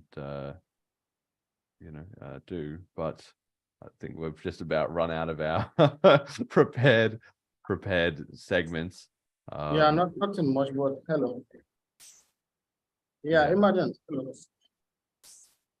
Hey, yeah, I hear you. Yeah, so I would just love to maybe just have a few ideas. How do you think best we can, showcase, cash tokens, to people out there, especially developers, like how can we invite them? Okay, this is cash tokens. This is what we have currently on Bitcoin Cash. Okay, you guys should come and join us, come and build. Like, I think that we need a kind of a way to showcase cash tokens to people out there, just to have a feeling, okay, this is the latest, what's happening on Bitcoin Cash. We'd love to invite you guys, come over, come and see for yourselves, come and build what's possible. Like, I think we should, how do you think best we can say it out there? I'll say the same thing I said in the last podcast, which is make money. If you start making money with some apps that are useful to people, and whether that's some kind of speculation, which hopefully won't be all speculation, right? But or some other things like General Protocols is trying to do, or some identity applications, or whatever it is that you can do to make by offering tools and services and products to people, just like a regular economy. As soon as you can do that, you won't have to try anymore, right? Because if you can just show at the developers, oh, we're making all this money and we need to hire people because, we want to make more money, you're done. You don't really have to do a whole lot more after that, I think. So yeah, it's not a very easy answer because we are still very early and the infrastructure isn't all there. But I think that's really the answer is find ways to build products and make money by making useful things for people. By the story of iPencil, if you guys haven't seen it, you definitely should. But money is about the best communicator in the world. It works better on any language, or it is the global language. So, okay, absolutely right on that. All right. I'm sorry, Nirain. Sorry if that wasn't a great answer, but yeah, there's also going to be a group I get the idea. Like, I get the big picture. Definitely that's just it. Like, if you tell someone, okay, probably we can make this, and at the end we can get this. Definitely, what will grab? Yeah, I get that. So, Yeah. I don't have a much better answer because the people who want to do the type of thing that needs to be done right now, they're the ones who they're okay with a long-term idea. They're okay with not just coming in and being like, oh, tell me exactly what to do. And you're like, I can't tell you exactly what to do because nobody knows exactly what to do. Nobody's built this yet, right? So there's a certain type of developer who likes to do really new things that people have not done before. That's the kind of person that you can attract because you can literally tell them, hey, come help us build the foundation of things that people have never done before. And there's a whole class of developers who love to do that kind of thing. So those are the type of people to appeal to for sure. All right, guys, I just want to put a We'll get there with time. We'll get there. We'll get there, yeah. Yeah, definitely. I just want to put a quick note out. We are over 3 hours into the stream, and we will be wrapping up in the next just couple minutes. So if anyone has any final things, I guess we can just take a quick Q&A from the chat, maybe go through about 3 or 5 questions at the most, and then we will end it. Rapid fire round. One-line answers, if anybody. So I was looking at the chat here, and there's quite a few people who are speaking my language. So if I could just quickly address what they're saying. Yes, please. Meow, meow, meow, meow, meow, meow, meow, meow, meow. I think that's what half the people at least came here Pretty for. deep. Is the famous meow. That one's going down in history for sure. You know, that will be probably emblazoned onto the walls of Bitcoin Cash supporting organizations. Motivational quote.